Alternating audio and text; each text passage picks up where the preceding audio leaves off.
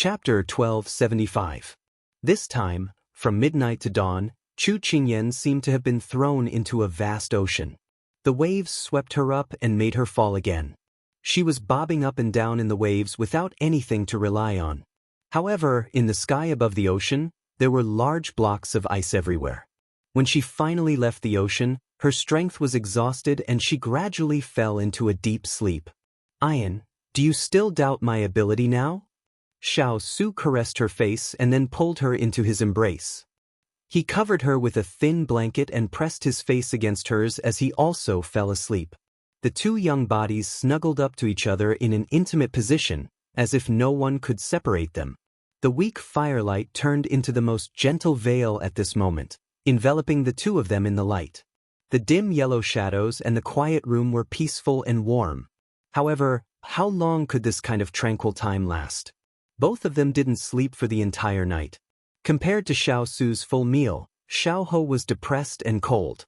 After returning from the relay station today, his entire person wasn't right. He didn't have any interest in doing anything. He couldn't even continue reading the newly collected loan book after flipping through a few pages. He couldn't help but throw it to the side and rub his temples. There were some things that you deliberately didn't want to think about, but they just loved to appear in your mind. He recalled Yu Qingxi leaning on her body and saying those words intimately and gently. She also had a bashful look. This scene made him unable to help but feel angry. However, he then recalled that when he left, little rascal's face was filled with sadness, as if she was the one being bullied. When her hand left his sleeve bit by bit, he felt as if something had been severed between the two of them. This gave him an extremely uneasy feeling and also a bit of panic. "Xiaoho, I helped you so much, but you wronged me. If it wasn't for you, I wouldn't have fought." Those were the words she said when she was extremely aggrieved after being scolded by him for teaching those two hoodlums a lesson. His heart softened when he thought about how she looked like she wanted to say something when she left today. Could it be that he had wronged her again? When it came to the matter of Yu Qingxi, he was indeed too unperturbed. It was as if his past self, who could remain calm and collected even when his enemy provoked him, had slowly lost his patience in front of her. He was becoming less and less like himself. He would only feel this way when he was facing her. This made him feel shocked, but at the same time, he felt that it was only natural. Little rascal should be asleep by now, but he suddenly really wanted to see her. The green robe flashed under the moonlight and disappeared. When he reappeared, he was already in Pang Zhijing's room. Pang Zhijing couldn't sleep for the entire night due to her emotional turmoil. She had just fallen asleep, her eyes were red and swollen, and her nose was red. When Xiaoho stood in front of her bed, he saw her pitiful appearance. He was stunned for a moment before sitting down on her bed. He couldn't help but reach out to touch her eyes as he murmured, "Are you crying for me?" Because she didn't sleep well, Pang Zhijing let out a soft moan and slowly woke up when she heard movement. When Xiaoho saw this, he immediately reached out to touch her sleeping acupuncture point. Her half-opened eyes slowly closed and she finally fell into a deep sleep. When he heard her breathing become long, he let out a sigh of relief. However, he was frightened by his own reaction. Earlier, he was actually afraid that she would wake up and see his emotions. Now that he thought about it, what was there to be afraid of? However, if that pair of clean and pure eyes opened, he wouldn't know how to face her. Perhaps he was afraid of the coldness in her eyes. He had said so many unpleasant things today, so she must hate him. His fingertips touched the skin on her face. It was smooth and soft, making him unable to part with it. At this time, her acupuncture point had already been sealed, so he wasn't worried that she would suddenly wake up again. Thus, he hugged her onto his lap and wrapped his hands around her shoulders and waist. He locked her in his embrace and helped her adjust the most comfortable angle before he leaned against the bed wall. The soft body in his embrace had become a treasure that he didn't want to let go of. At this moment, Pang Zhijing seemed to have seen something beautiful in her dream. Her lips curved into a faint smile. When he reached out to touch her face, she suddenly moved and hugged his waist. She leaned into his embrace and rubbed against his chest. He didn't know what she was dreaming about. Then he heard her mutter, "Thick skin, big bad guy, I hate you." Xiao Ho's hand paused as his gaze locked onto her face, as if to confirm what she had just said. However, Pang Zhijing, who had finished scolding him, had already fallen asleep contentedly. Xiao Ho didn't know whether to laugh or cry. Even in her dreams, she was scolding him. This was really making him unwilling to let go. Smelling the young girl's fragrance on her body, he felt a surge of tiredness. He couldn't help but lean his head on her shoulder as he hugged her and gradually fell asleep. All these years, his sleep had always been poor. However, when he saw her sleeping soundly just now, he couldn't help but have the urge to hold her in his arms. However, he followed his heart and did as he wished. At the same time, the long-awaited tiredness also came. The warm light shone on the bed, covering the two young bodies that were leaning against each other. Immediately, it gave them a faint glow. Their outstanding appearance, their otherworldly temperament, everything seemed so quiet and beautiful. Pang Zhijing slept very well. She thought that since she had slept so late last night, she would be very tired. However, she didn't expect to feel so refreshed. As expected, sleeping until late in the morning to make up for lost sleep was the most useful. However, why did she feel that her shoulder was a little sore, as if it had been pressed down by something heavy the entire night? She rubbed it and sighed. It must be a stiff pillow.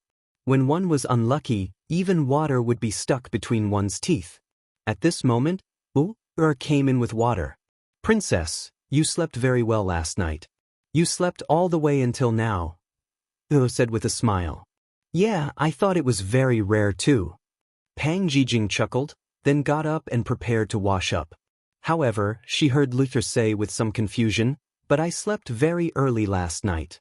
However, I didn't wake up when I was supposed to. How strange."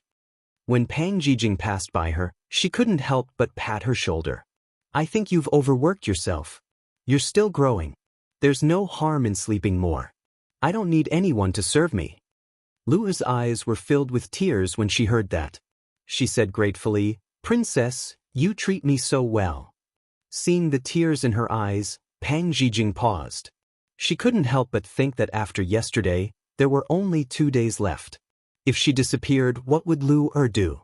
Perhaps she could ask Qingyan to help look after her. If Lu was willing, she could meet up with her after the storm. When she lowered her head and saw her reflection in the water, a gentle and elegant face appeared in front of her. She couldn't help but reach out to touch it. However, when her fingers touched the water, the shadow disappeared from her fingertips. She suddenly smiled bitterly. So to her, he was just the moon in the water, the flower in the mirror. Chapter 1276. Inside the secret room. Although the sun was shining brightly outside, it was still dusky inside. Only the weak candlelight was supporting it, contending against the darkness. From the study room to the bedroom, the light followed the connecting door and extended through the bricks bit by bit. It extended to the belt scattered on the floor, the dark red clothes, the black outer robe, the green jade hairpin, the snow-white inner clothes. It extended to the side of the bed, where 2 pairs of shoes were nestled together, incomparably intimate. At this point, the light was already very weak. It slowly climbed onto the bed and then lay on the thin blanket, unable to move anymore. The light fell on the face of the person on the bed. The curled eyelashes trembled. After a while, she slowly opened her eyes. The dark and gentle scene made her a little confused. For a moment, she did not know where she was. Just as she wanted to move her body, she felt her whole body go limp. Following that, a strong restraint came from her waist. Her nose was filled with the unique scent of a man. Suddenly, there were many memories in her mind. Those nimble lips and tongue ignited all over her body. Those omnipresent fingers wandered everywhere. Everywhere they passed, they left a little mark. No matter how she begged for mercy, he used his lips to seal all her moans. She immediately sobered up and did not dare to continue thinking. Without lifting the thin blanket, she could imagine what kind of ambiguous marks there were on her body. She could not help but be a little depressed and angry.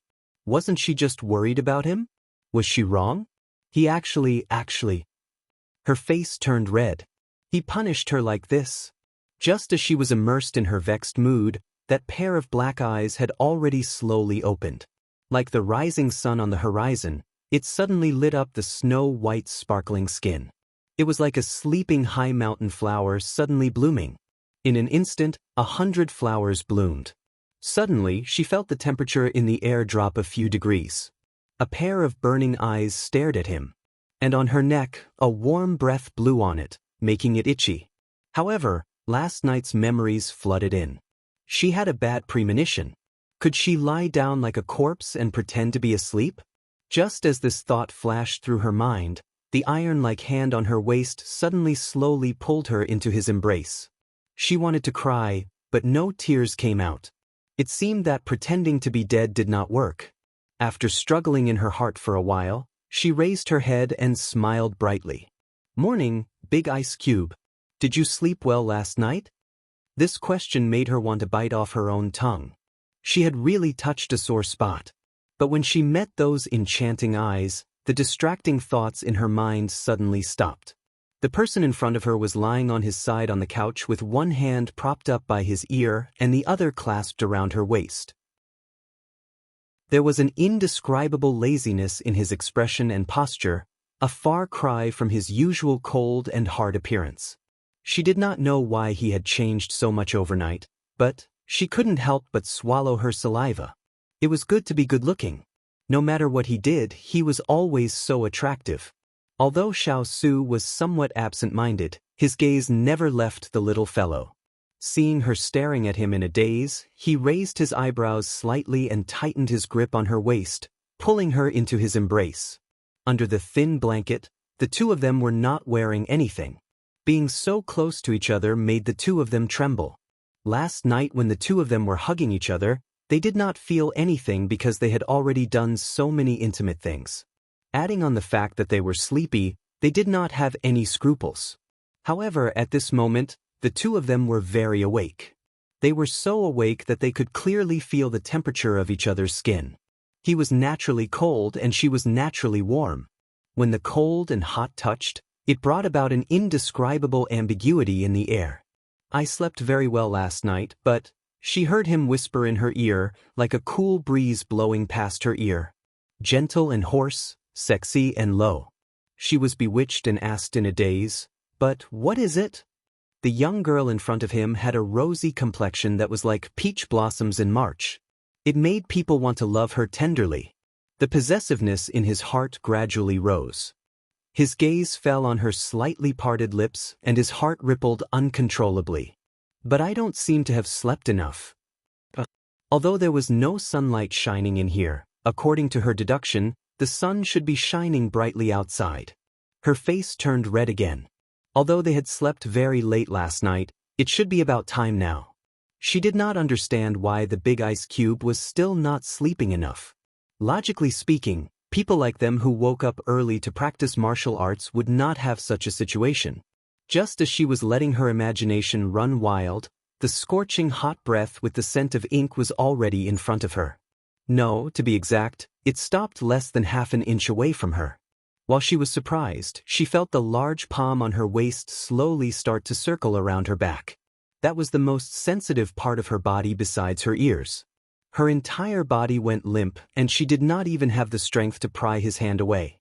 In the air, the dangerous aura kept spinning and expanding. She realized that early in the morning was the time when a man's desire was the strongest. Could it be that the Big Ice Cube wanted? Her scalp tightened and she immediately said in a soft and coquettish voice, Big Ice Cube, what do you want to do? My hand is still sore and I can't move it." "Don't be afraid, I won't let you use your hand again. It's been hard on you tonight." He gently whispered into her ear, as if he was her most intimate lover. Hearing his words, she could not help but feel relieved. The fire in the Big Ice Cube's eyes earlier must have been an illusion. It must have been an illusion? The hand on her waist seemed to be unsatisfied with staying there and slowly moved to other places. Her body could not help but stiffen. She turned her head to look at the person in front of her who still had a lazy look. She gritted her teeth and said, "Didn't you say that you won't let me use?" Before she could finish her words, The person in front of her suddenly leaned over her soft and delicate body. His lips pressed against hers as he said in a domineering and gentle voice, "How could I bear for you to work so hard? I just want you to sleep with me for a while." Their lips pressed against each other, and every word he spat out would rub against her lips. The temperature in the air suddenly rose, and the ambiguity lingered around the two of them.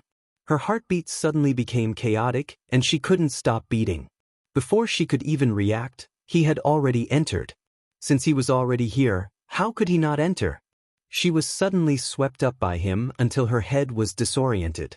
Above her was his plundering and below her was his constant teasing. She felt like her entire body was about to be swallowed up by the flames. Wasn't she just worried that he would suffocate? Why did he have to punish her again and again like this? He really didn't want to suffer any losses. Just as these thoughts flashed through her mind, the person in front of her realized that she was distracted and immediately increased the strength in his hands. Her entire body went numb as she was once again brought to the top of the waves. Chapter 1277. After the lesson of blood and tears, Chu Qingyan came to a conclusion. That was, Big Ice Cube was actually a wolf in human skin. Because wolves were best at holding grudges. Although Big Ice Cube usually didn't care about anything and didn't care about it, every time she did something wrong, he would hold on to her and not let her go. This time, because of a small sentence, he punished her in such a way, and in such a terrible way. Thus, one night passed. One day passed. Another night passed. He was using his body to prove to her that there was nothing wrong with his body. And if it wasn't for the fact that there was nothing in the secret room, he wouldn't mind continuing to prove it. This punishment lasted for 1 day and 2 nights. When she woke up the next day, she was so hungry that her chest was sticking to her back. Only then did he let her go. Thinking of this, her face couldn't help burning hot. And when Big Ice Cube carried her back to the courtyard, everyone looked at her with ambiguous gazes.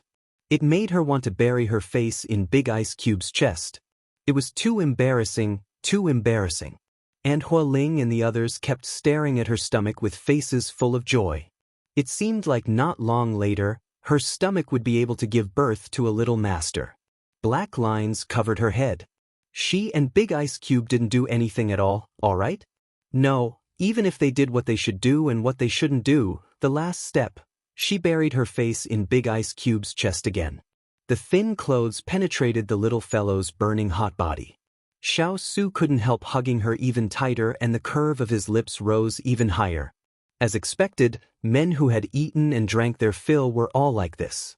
When he put the little fellow back on the bed, before Xining, Jasper and Xining came in, he lowered his head and stole a kiss on her lips. He kissed her until she couldn't breathe before reluctantly leaving. Then he reached out to pinch her angry cheeks and said with a smile, "Wash up properly and then come over to eat." She said in a bad mood, "Do you think I can still walk over like this?" "I'll carry you over," he replied without thinking. She was stunned for a moment and happened to catch a glimpse of the little clothes in his eyes. Then she realized that she was being teased again. She had already received a lot of attention on her way back. She didn't want to experience it again. "No, I refuse to eat with you today." She was angry, but she still added a deadline. Although her small face was wrinkled, after 2 nights of physical exhaustion, coupled with her low and soft voice, she did not have any imposing manner at all. Instead, it was like a kitten tickling his palm. He chuckled softly. Although the mask had been put back on, his eyes still couldn't hide his joy. Chu Qingyan was a little annoyed by his smile, took the pillow and threw it at him. It was a pity that he didn't have any strength left, and the pillow only hit him softly. He took the pillow with one hand and placed it behind her back for her to lean against. He ignored the sparks of embarrassment and anger in her eyes and touched her face. Then, as if he had thought of something, the smile on his lips faded as he looked at her. "What did Higashio Motetsu want from you yesterday?" She slapped his hand away and glared at him in annoyance. "It was the day before yesterday." He then remembered that they had stayed in the secret room for such a long time. He gave a low laugh. "You must have been starving. You look like you've eaten a lot." She retorted without holding back. Seriously, she was almost starving to death. I feel like I can eat a bit more. His eyes sparkled as he looked at her. She immediately pulled the blanket and looked at him with a frightened expression. Big ice cube, do you know what's appropriate? If you eat too much, it's easy to burden your stomach and then you'll have a big belly. You don't want to become a fatty, right? Hearing her talk nonsense, Xiao Su was amused by her, but he still had an indifferent expression on his face. He said thoughtfully, "You're right, you can't eat until you become a fatty." She thought that he had heard everything she said and was about to let out a sigh of relief when she heard his hot words ring in her ear. "So I'll eat slowly bit by bit until you're all in my stomach." Such bloody words, coming from his teasing and charming voice, made her feel like a cooked crayfish in a pot. It was completely cooked, red and pink. "You're too bad." She pointed at his nose and only managed to squeeze out this sentence after a long time. Xiao Su chuckled and took her hand into his palm. He then lowered his head and kissed her. "I'll go back to the courtyard first. Be good and I'll come over to eat later." After saying that, he stood up and pinched her face. Then, like a cat that had stolen a fish, he left in a happy mood.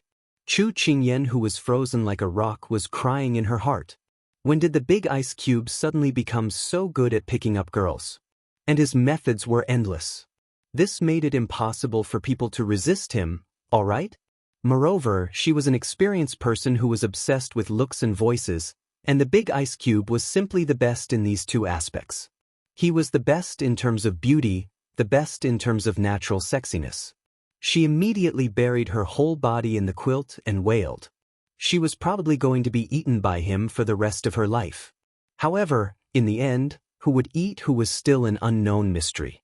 However, neither of them noticed that the question about Higashio Motetsu just now had disappeared in the midst of their laughter.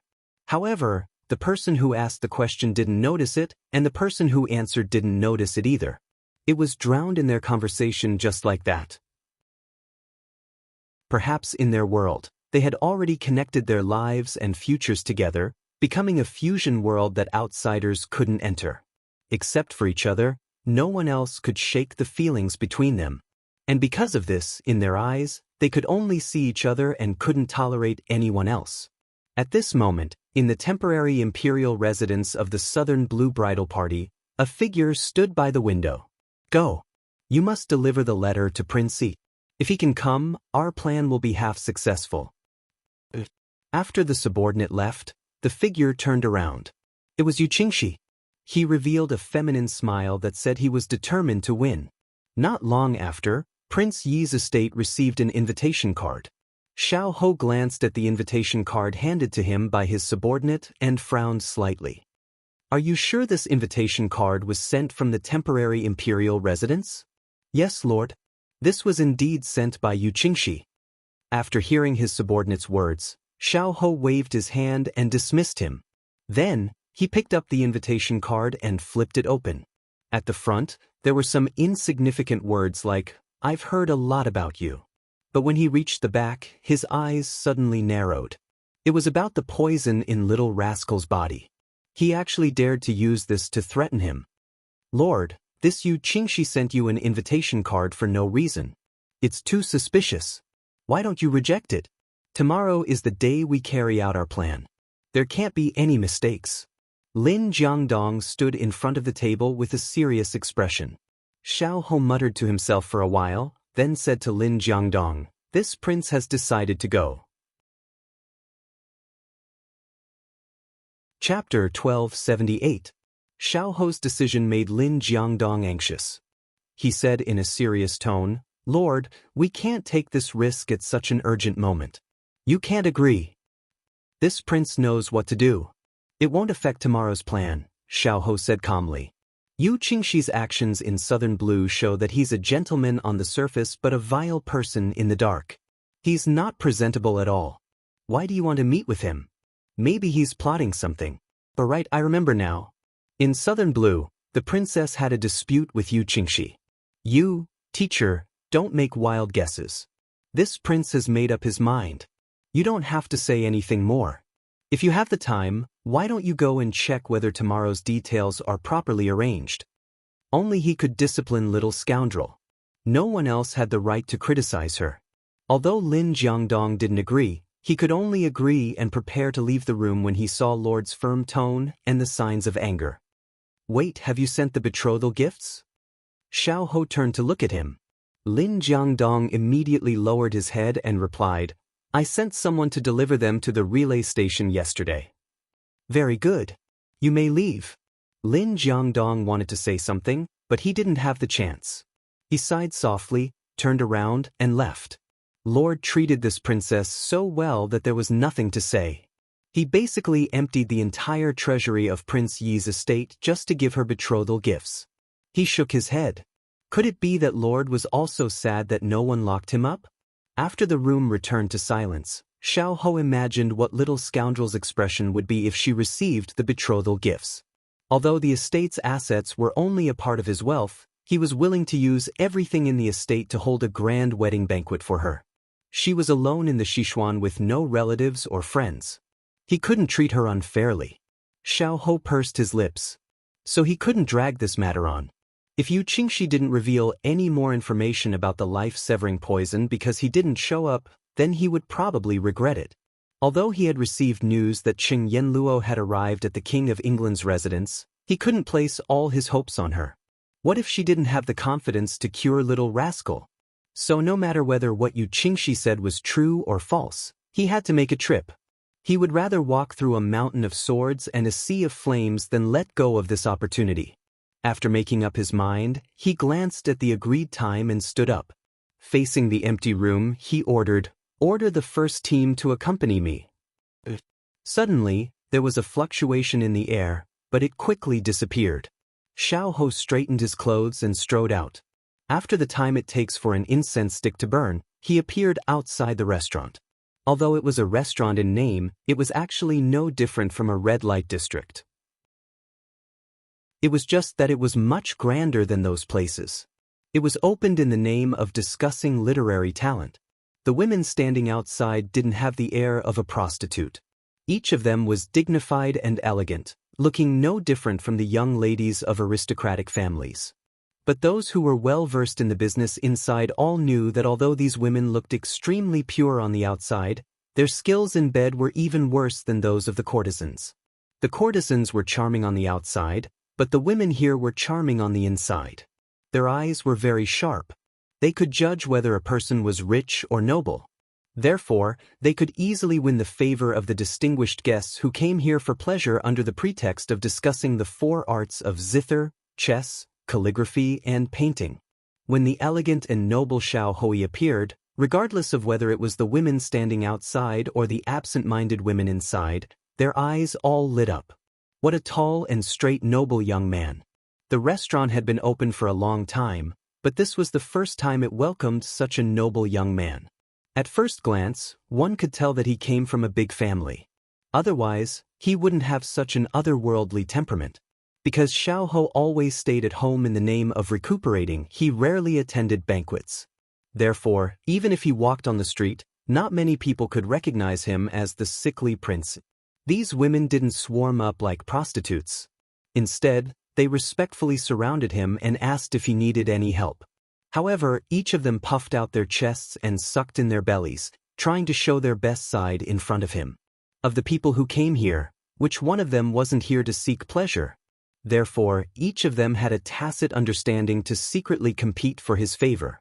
However, Xiao Ho couldn't help but feel disgusted when he saw so many women surrounding him.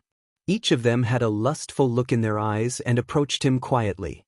He raised his hand and the guards behind him immediately stepped forward and separated these women. They didn't have any protective feelings for the fairer sex. These women looked at Xiao Ho with some frustration and pity. At this moment, a woman who looked like a manager saw this scene and immediately walked up. Her eyes fell on Xiao Ho. He was dressed luxuriously and behaved appropriately. At first glance, she could tell that he wasn't an ordinary person. She turned her head and scolded the restless women. "What are you all standing here for? Hurry up and greet the guest." Most of the women were afraid of the female manager's dignity and retreated. However, there were still some who stood there eagerly. One of them said unwillingly, "Sister Li, this young master is also a guest." Why don't you let Yuan greet him? Manager Li looked at this unobservant woman who forgot herself in front of a handsome man. She couldn't help but glare at her fiercely. What nonsense are you talking about? Don't block the young master's way. The women then dispersed in a hubbub. Xiao didn't care about what these people said at all. He looked around at the layout of the restaurant and narrowed his eyes. This layout could be said to be extravagant. Just the 2 flower pots placed at the staircase alone were worth more than what an ordinary person could earn in a lifetime.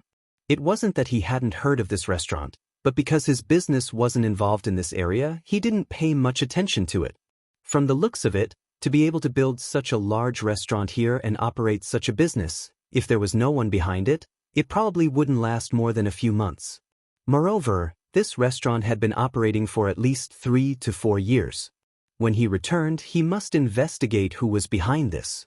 At this moment, Manager Li had already leaned over. She folded her hands on her waist and curtsied to him. Then, she fiddled with her still charming slender waist and said delicately, "May I ask what young master needs?" The 4 treasures of the study, the zither, chess, poetry, calligraphy, and painting. Before she could finish, Xiao had already interrupted her. "Is there a young master with the surname you hear?" Manager Li was stunned. His smile just now was so charming that her heart couldn't help but soften. However, she quickly regained her senses. "There is a young master Yu who booked an elegant room an hour ago. May I ask if he is young master's friend?" "He can't be considered a friend, but you can bring me down to meet him." Xiao was very disgusted with Yu Qingxi. To be able to arrange to meet at such a place, it was enough to see that this person's character wasn't very good. He really should let little rascal take a good look. Was she blind or something? She actually fell for such a refined scum. At the same time, he felt that it wasn't worth it for her, but at the same time, he felt a little uncomfortable. Manager Li very attentively led them upstairs. Chapter 1279. The women downstairs all stared at Xiao's back with infatuation. Their usual reserved manner in front of guests had all disappeared at this moment.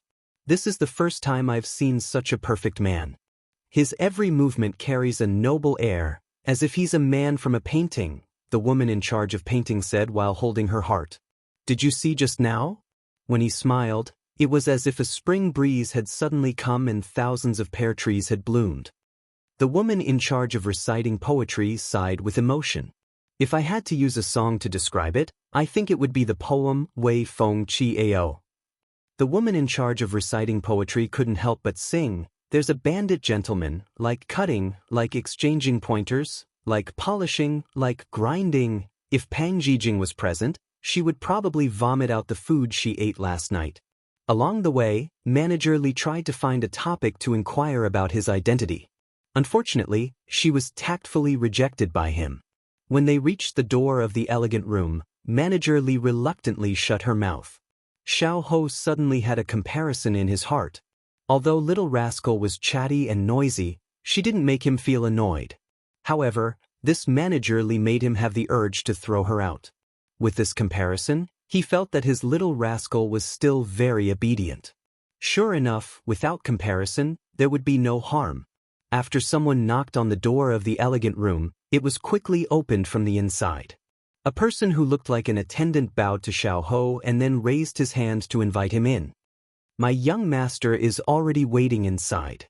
Xiao nodded and left the guard outside the door. He walked in alone. The attendant also left the elegant room and turned to close the door, standing guard outside. Xiao entered the room and turned around after a few steps. When he looked up, he saw Yu Qingxi sitting in the room with light muslin and Manli.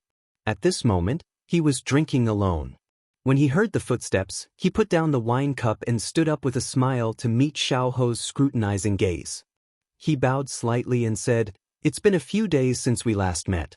Prince, how have you been?" Xiao smiled and said, "Lord Yu is too courteous.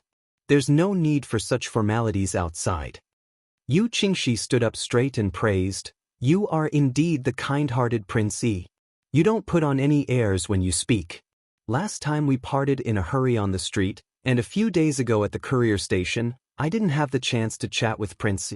This humble one is very regretful.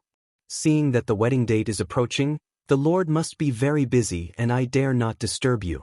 But then I remembered that after the marriage, this humble one will immediately depart for Southern Blue, so I could only invite Prince E to come here for a chat. Xiao Ho knew that he was just being polite, so he smiled and said, Lord Yu is too polite. I've long heard of you. You're one of the most outstanding talents of the new generation in Southern Blue. Your father is the famous Prime Minister of Southern Blue. I'm sure you'll be able to go even further in the future. Yu Qingshi was displeased at the mention of his father again, but he still maintained a cordial look on his face. He stretched out his hand and said, Prince Ip, please take a seat. Let's drink and enjoy the fun while talking. Xiao Ho nodded and said, This is Lord Yu's plan. I'll leave it to you to decide. Prince is so forthright. All right, then this humble one will be bold enough to make the decision. I heard that the zither music here is superb. This humble one has already taught it to others. After Yu Qingshi finished speaking, he clapped his hands.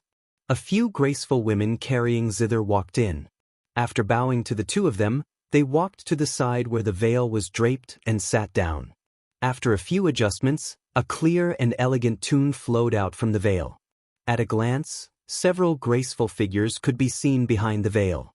They kept waving their fingers, and the sound of the zither gradually became more cheerful and pleasant. However, Xiao Ho suddenly frowned.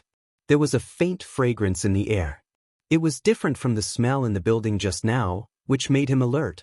Seeing that Xiao Ho was suddenly silent, Yu Qingshi subtly curved his eyebrows.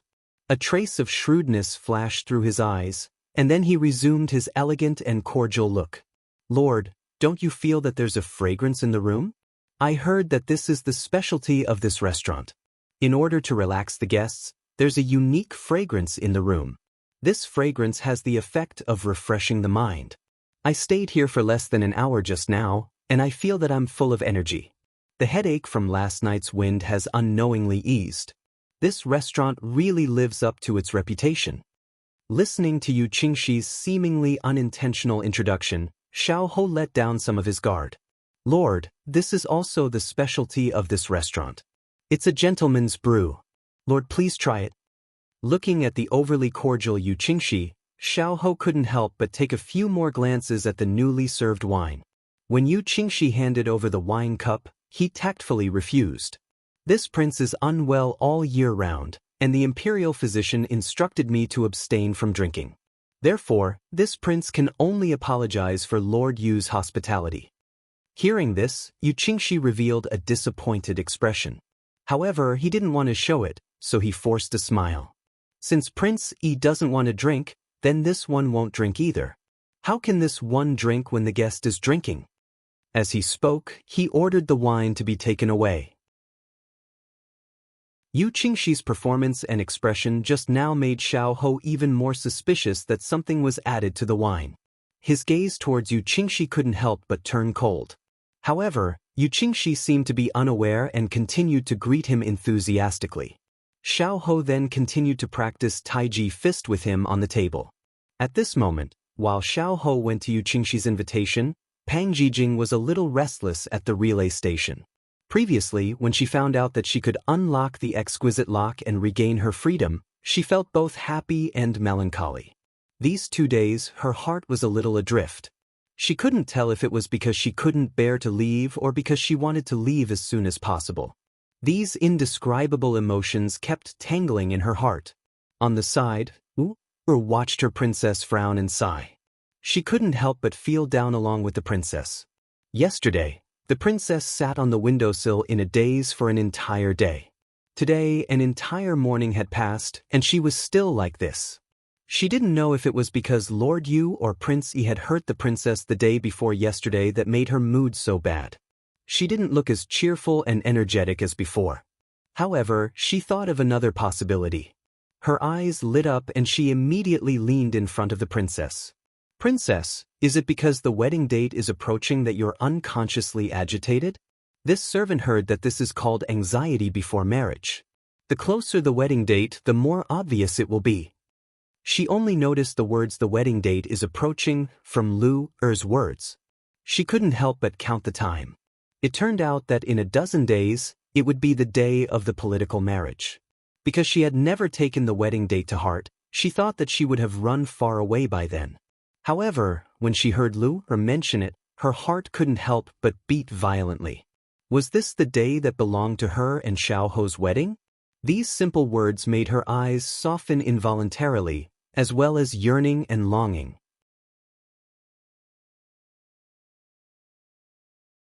Chapter 1280. At this moment, Lu Er noticed the change in her princess's expression. She was delighted and tried even harder to match her princess with Prince. Your Highness, people say that people who get this condition are worried that their husbands won't treat them well. But I think Prince Yi treats you very well. You don't know that the betrothal gifts from Prince Yi's mansion have filled the entire street, and you can't see the end of them. There are all kinds of rare treasures, silks and satins, as well as the best rare herbs. Those who laughed at the princess for choosing Prince Yi are now envious.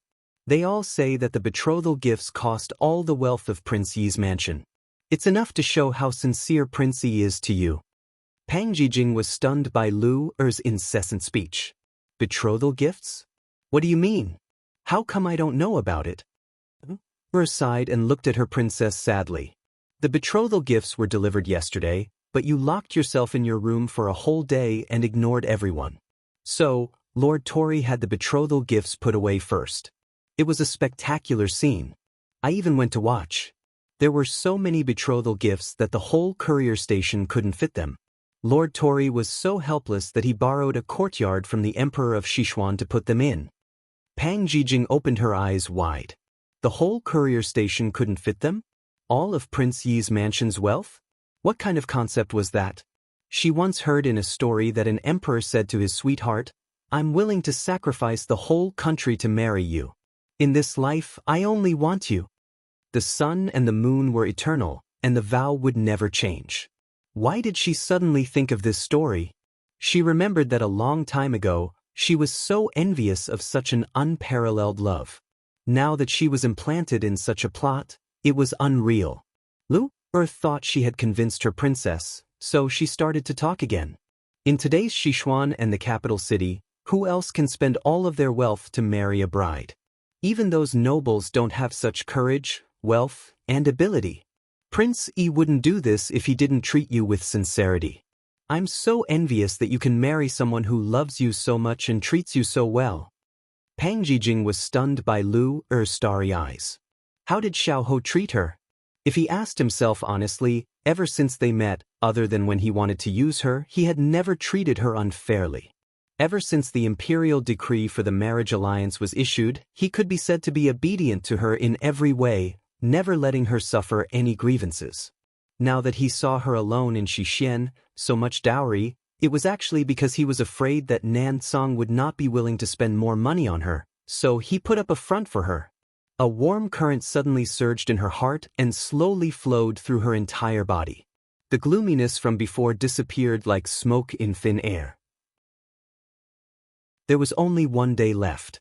If she was still immersed in his words, then she was afraid that she wouldn't even be able to see him for the last time. She was very touched by the betrothal gift. But she had already decided to leave. She couldn't give up her freedom to pursue an illusory relationship. But before she left, she had to thank him properly. If it wasn't for him, she might have died on the way. Lu Er wanted to continue, but she saw her master suddenly stand up with a determined look on her face. "Princess, you're?"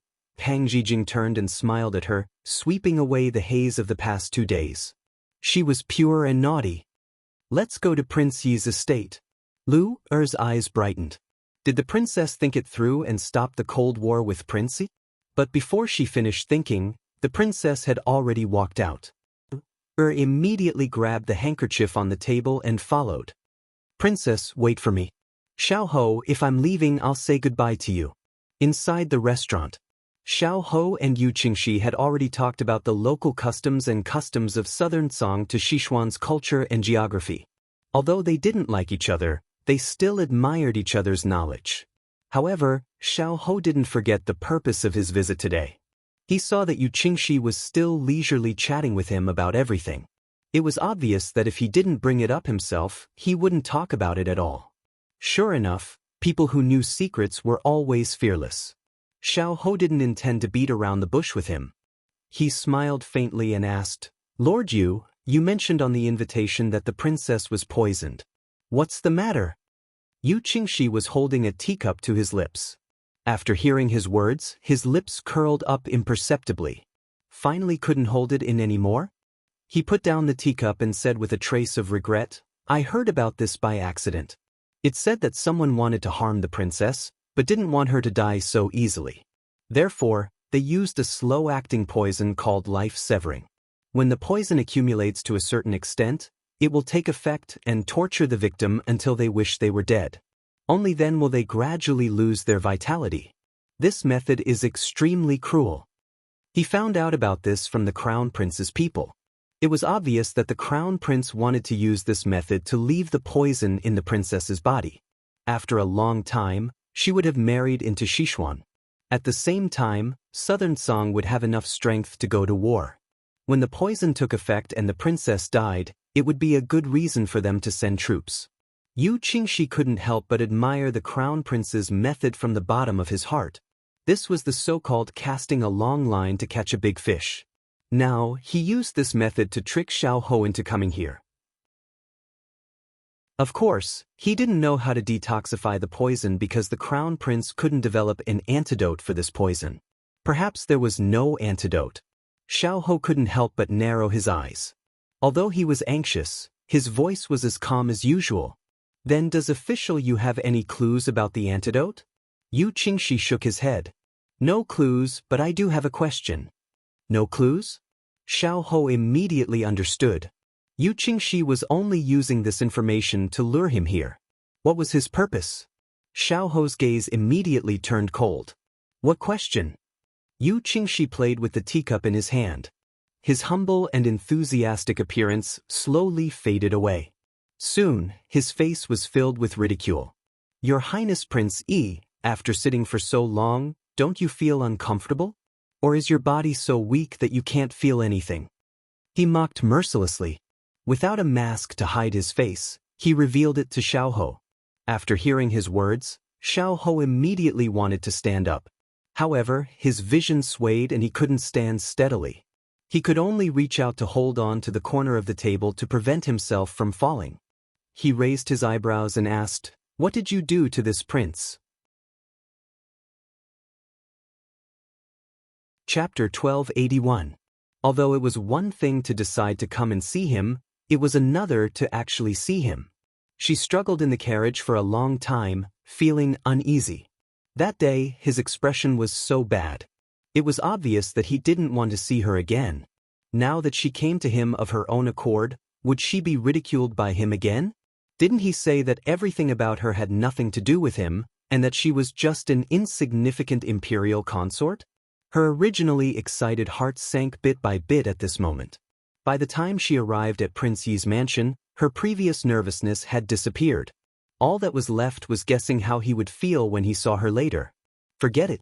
Since she was already here, there was no point in thinking about it. Anyway, after today, she would have nothing to do with him anymore. She took a deep breath, then got off the carriage with Lu and went straight to the mansion's gate. Pang Jijing had become a frequent visitor of the Prince Yi's mansion. She was Lord's most frequent visitor. In a dozen days, she would become the mistress of the Prince Yi's mansion. Therefore, the guards at the gate were very respectful and enthusiastic to her. They let her in directly without even announcing her arrival. These people's reactions were much better than the first time she entered the Prince Yi's mansion alone. Pang Jijing nodded slightly at them, then strode in with Lu. After entering the Prince Yi's mansion, her eyes inadvertently glanced at the surrounding scenery. She suddenly had a strange feeling in her heart. Although this was Xiao Ho's Prince Yi's mansion, after coming and going so many times, she found that she was very familiar with every blade of grass and every tree. She could even call out the names of the servant girls and manservants who walked by. Perhaps this had something to do with the small number of people in his mansion. This seemed to be her second home. It was much better than that cold relay station. Although Xiao Ho always treated people with less sincerity, everyone in the prince's mansion was very loyal to him. Every time she came, everyone was very enthusiastic to her, as if they had already treated her as a member of the Prince Yi's mansion. It felt so good to have a home. She missed it so much. Just as she was trying hard to engrave the people and things here in her mind as she walked, the steward came up to her. "Princess, no one informed me of your sudden arrival. This old servant was not able to receive you in time.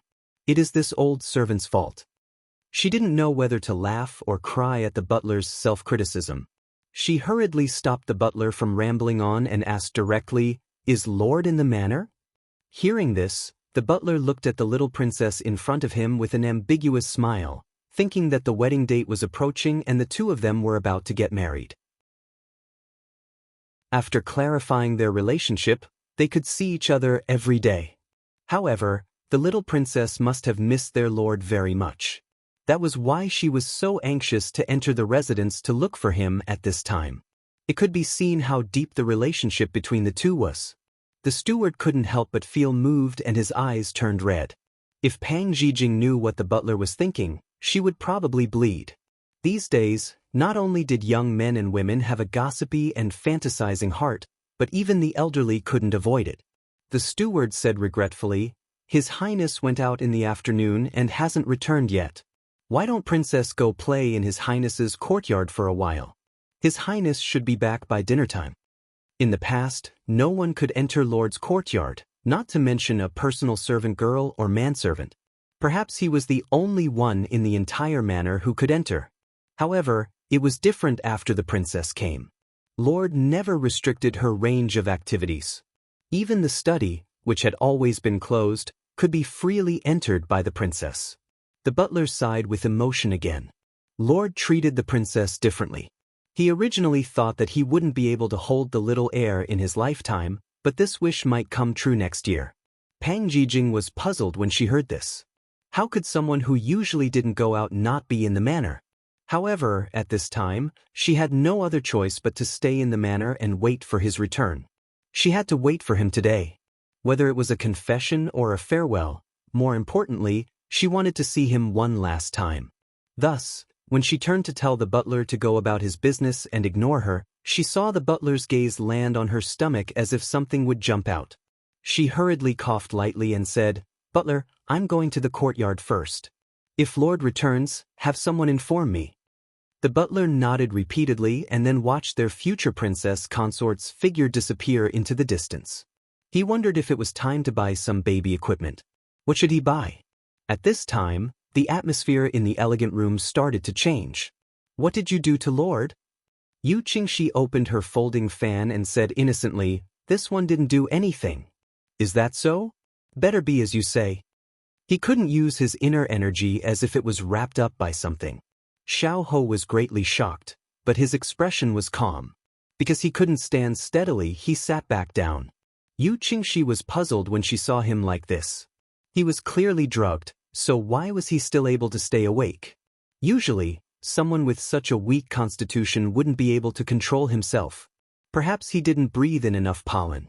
With this thought, Yu Qingxi dispelled the idea of leaving immediately and continued to accompany him to kill time. What Yu Qingxi didn't know was that Xiao Ho's body was even healthier than a normal person's. His weakness was only his appearance. However, the drug had already taken effect in Xiao Ho's body, but he was able to restrain it. "Lord, this one actually has something that is extremely puzzling.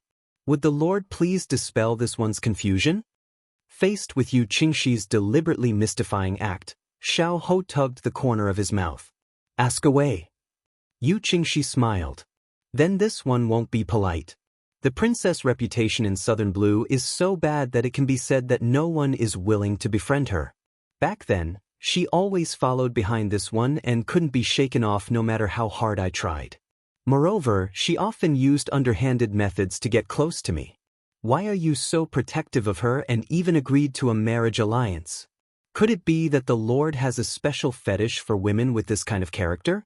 Otherwise, with the Lord's status, what kind of woman can't he want? Why would he want someone with a bad reputation and bad character? Have you said enough? A cold glint appeared in his eyes as his elegant features burst forth with a suppressive might. This aura caused Yu Qingxi's breathing to become chaotic. What a powerful feeling! He immediately looked straight at Xiao. At this moment, he had a weak appearance, as if everything he saw just now was an illusion. Yu Qingxi sneered. Trash was trash. What kind of aura was there to speak of? He must have seen wrongly just now to see killing intent in his eyes. At this moment, Xiao calmly looked at him and said with a mocking tone, "She liked you for so many years and didn't hesitate to give up so much for you, only to receive this kind of result. If she saw your face right now, she might regret being blind all those years." Yu Qingxi's face turned malevolent from his words. "Xiao, what do you have to be proud of? Whether or not you can walk out of here alive tonight is still a mystery." Chapter 1282. It was already evening.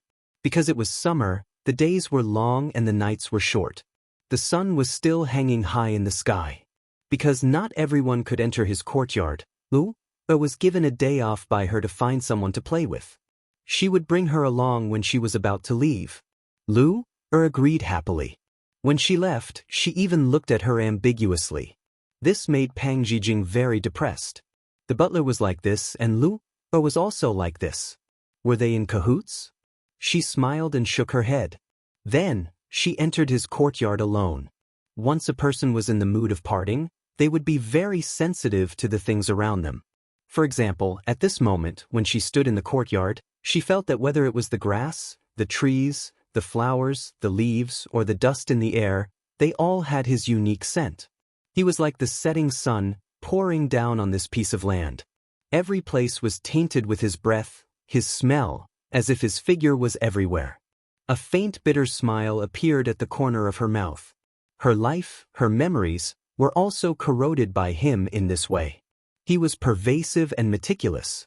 So much so that she did not know how long it would take to wash away the traces he left in her life. They had been together for less than a year, but she had to use 10 years, decades, or even a lifetime to forget him. Forgetting a person did not depend on how long it took to like or fall in love with him. It depended on how many traces that person left in your life. However, to her, this deal was really not worth it. But what could she do? The heart could not be controlled. Falling in love with someone was not something she could decide. If people could control their own emotions, then how could there be so many love and hatred in the world? So many enemies and resentful couples? Unknowingly, she walked to a small flower bed. This place was in the corner. If one did not observe carefully, they would not notice it. This small flower bed was probably 10 feet long and wide. Some flowers she did not know were planted in it. There were purple, blue, white, and different varieties, but they all looked very beautiful. She seemed to have stepped on something. She moved her foot away and found that it was a small shovel. She looked around and found that there was also a water bottle and nutrients. Xiao was basically the only one in this courtyard. Then, did he take care of this flower bed himself? She squatted down and picked up the shovel. She imagined him using his fair and slender fingers to hold this down-to-earth shovel and then focusing on weeding the small flower bed. He looked so calm and gentle, and she couldn't help but feel her eyes move. Suddenly, she felt that he was like a secret castle. At first glance, she could not see his full appearance, and every time she got closer, she would discover a surprise and a side of him that no one knew. She remembered that when she was at Grandma Ren's house, the person who should not have done any household chores actually lowered himself to roll up his sleeves and light the fire by the stove. With this premise, she was not surprised that he planted flowers. What kind of person was he? Even though she had liked him for so long, she couldn't accurately describe it with words. He was usually gentle and refined, and his smile was filled with affection. When scheming against others, he remained calm and collected. When she was angry, her smile was gentle, but her eyes were as cold as ice. When he was in a good mood, his eyes were shining. He would despise her for being noisy and annoyed that she was asking for trouble. When she was happy, his poisonous tongue was merciless. When she was hurt, he silently gave her medicine. When she was sad, he lent her his shoulder. When she was angry, he loved to tease her. This kind of person that you felt was gentle yet fickle, fickle yet passionate, passionate yet emotionless, was like the most unpredictable cloud in the world. You never knew what kind of form he would appear in front of you in the next moment. And because of this, you wanted to get closer to him, understand him, and hug him. No matter which one it was, he was the loneliest one in her heart. She had heard people say that people who stayed together because they did not understand each other and separated because they understood each other. At that time, she felt that this sentence was quite reasonable. Until today, she realized that the more she understood Xiao, the more mysterious he was. She could not help but want to get closer to him. He had such a powerful and mysterious ability. He was like a whirlpool. Once you were sucked in, you would never be able to get out. But now, she had to restrain herself and not step into that whirlpool. Because if she did not get a response, she could only be consigned to eternal damnation and be smashed to pieces. Can't walk out of here alive? Xiao narrowed his eyes dangerously and looked at Yu Qingxi with a torch-like gaze. Yu Qingxi was frightened by his gaze, but he quickly regained his senses. Xiao was now a fish on the chopping board, waiting to be slaughtered by him. He quickly regained his confidence. He sneered. I've drugged this room with heart confusion powder. Once you breathe it in, your mind will start to become lax, and then...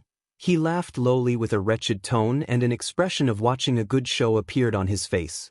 The words that Yu Qingxi didn't finish were probably not anything good, but it was also because of her explanation that Xiao felt an inexplicable heat rising from his dantian and slowly sweeping through his entire body.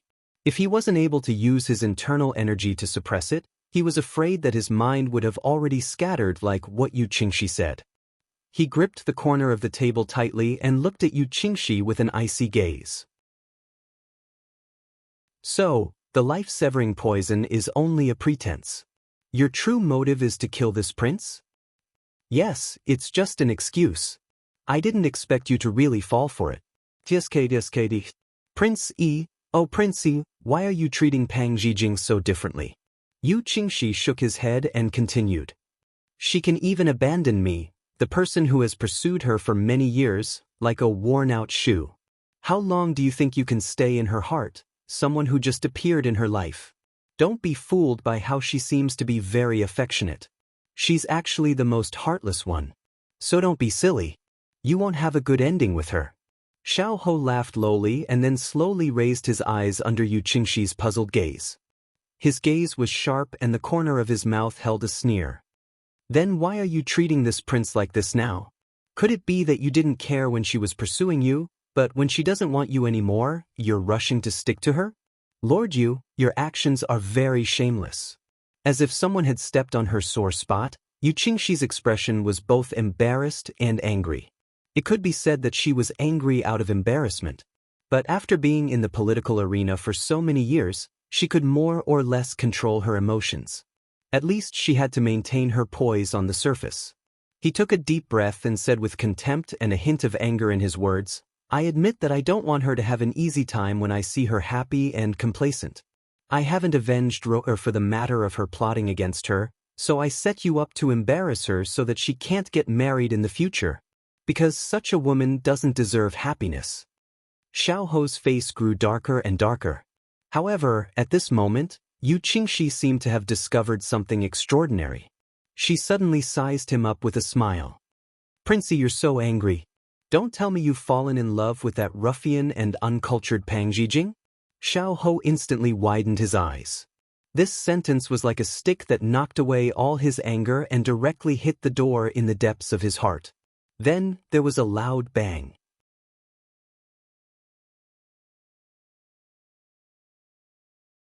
Chapter 1283. The afterglow of the setting sun finally disappeared from the horizon and night fell. Lanterns were hung in front of each house, illuminating the path home. Pang Zhijing stayed in the yard from evening until the sun set. Finally, she slept on the table and woke up, but she still didn't see anyone. She couldn't help being a bit puzzled. Although this Xiao was full of evil tricks, he never stayed out late. He stayed in the palace and didn't go out if he could, so why hadn't he come back yet? Could it be that he was held back by some important matter? Or did he meet with some danger? The former was possible, but as for the latter, she shook her head. It was good enough that he didn't scheme against others. How could such a smart person be held back by others? However, she didn't know that this time, he had indeed been held back by others. Moreover, he had been schemed against by others and the source was her. She paced around the room to kill time. She carefully and seriously looked at all the decorations in the room. Now, she could even recite the entire room's decorations with her eyes closed. The reason was that it was too boring. But there was one thing that she was curious about. For a proud man like Xiao, why would he put pink decorations in the room? For example, pink bed curtains, pink bead curtains, and pink tea mats. She didn't think that when she came here before, she didn't see such strange decorations. Wasn't this suitable for a little girl? It was hard to imagine why Xiao would put them in the room. But it looked quite pleasing to the eye. It was much better than the cold and plain color from before. After admiring it for a while, she still felt bored. The wait felt endless and her heart was anxious, making her feel more and more impatient. How about she go back first? But like this, he would go to Hugua Temple tomorrow and she wouldn't have time to send him off. Then wouldn't she not be able to see him one last time? No, she couldn't just leave like this. The meeting between the two of them was full of drama and was caught off guard. Their parting couldn't be anticlimactic. However, she waited for another half an hour. The stars were already out but he still hadn't come back. It looked like he wouldn't be coming back tonight. She stomped her feet gloomily. This Xiao didn't go out earlier or later, but just had to disappear at this time. It was too infuriating. She looked around the room and suddenly stopped at a corner. She couldn't help but walk over. There was a table near the window with the 4 treasures of the study on it. She picked up the brush and pondered for a while. Then, she walked around the table and sat down on the chair to grind the ink for herself. Since he couldn't say it out loud, he would just write it down on paper. Perhaps those unspeakable words could be better expressed in words. After she finished grinding the ink, she spread out a piece of paper on the table. She picked up the brush and pondered for a moment before dipping it in the ink and slowly writing. Fortunately, when she was young, she learned calligraphy from her grandfather for a period of time. She was also sent to the children's palace by her parents for a few winter and summer vacations. Writing a letter was still manageable. Although her handwriting was not the most beautiful, at least it was not ugly. When she started writing, memories flooded her mind. From the time they first met until now, it covered all the interactions between the two of them. She just realized that there were so many things she wanted to say to him in her heart. However, there were too many things she wanted to say, but she couldn't write them all down. Unrequited love was a pantomime. If she said it out loud, it would become a tragedy. She didn't want to give him any more trouble at the end. When they came, they had to be clean. When they left, they had to be clean as well. Thousands of words, thousands of words, thousands of words, thousands of words. Then all that was left was to take care. Under the night sky, the lanterns on every floor of the restaurant were hung up. It was like a dazzling pagoda emitting colorful light. The light shone in through the window, enveloping the two of them in a gorgeous halo. Yu Qingxi saw Xiao's expression suddenly change after she finished speaking. His face was a little ugly. As expected, I guessed it. It turns out that you really like that silly girl. Prince Yi's taste is really unique. Xiao still hadn't recovered from what she said before. Fell in love with her? How was that possible? But why couldn't he refute Yu Qingxi's words? He couldn't even say that she was talking nonsense. Could it be that he was really like what Yu Qingxi said and had feelings for her? But no matter what the reason was, his words slandering the little rascal at this moment made him feel extremely uncomfortable. Lord Yu, I think you just hate her because you can't have her. That's why you want to break us up. You're just so. Xiao's sarcasm made Yu Qingxi's anger reach its peak. It could be said that he was guilty and angry. What nonsense are you talking about? My fiancé is Ro. It's impossible for me to like that uneducated princess. But after he finished speaking, Xiao still had a sarcastic look. He was about to go crazy. But when he glanced at Xiao's abnormal blush from the corner of his eyes and his clenched fists, he suddenly smiled evilly. Lord, are you having a hard time holding it in? Don't worry, you'll soon have sex. Today, I invited the Lord over because I wanted to give the Lord a taste of meat before the Lord's wedding. But he didn't care about Xiao Ho's sharp gaze at all and continued proudly, but I don't know if your weak body can withstand the grace of so many beauties. I'm very curious. Xiao Ho looked at him angrily, but the strength in his body was gradually draining away. If he hadn't bitterly supported himself, he probably wouldn't even be able to maintain a sitting posture. Yu Qingxi stood up and looked at his painful appearance with a carefree smile. Xiao Ho, do you know what kind of drug you've been poisoned with? What a vicious mind. Xiao Ho asked himself if he could do this. When Yu Qingxi saw his deflated appearance, she felt even more carefree. She walked towards the door, and when she was about to walk out, she turned back and said proudly, "However, it's not like there's no way to cure the poison. That's the blood of a virgin. However, you won't have the chance to walk out of this room. None of the women here are virgins, so you should give up struggling." After saying that, he laughed and turned to go out. When the door was closed, the women playing music behind the curtain put down their instruments one after another, lifted the curtain, and all of them leaned towards Xiao Ho.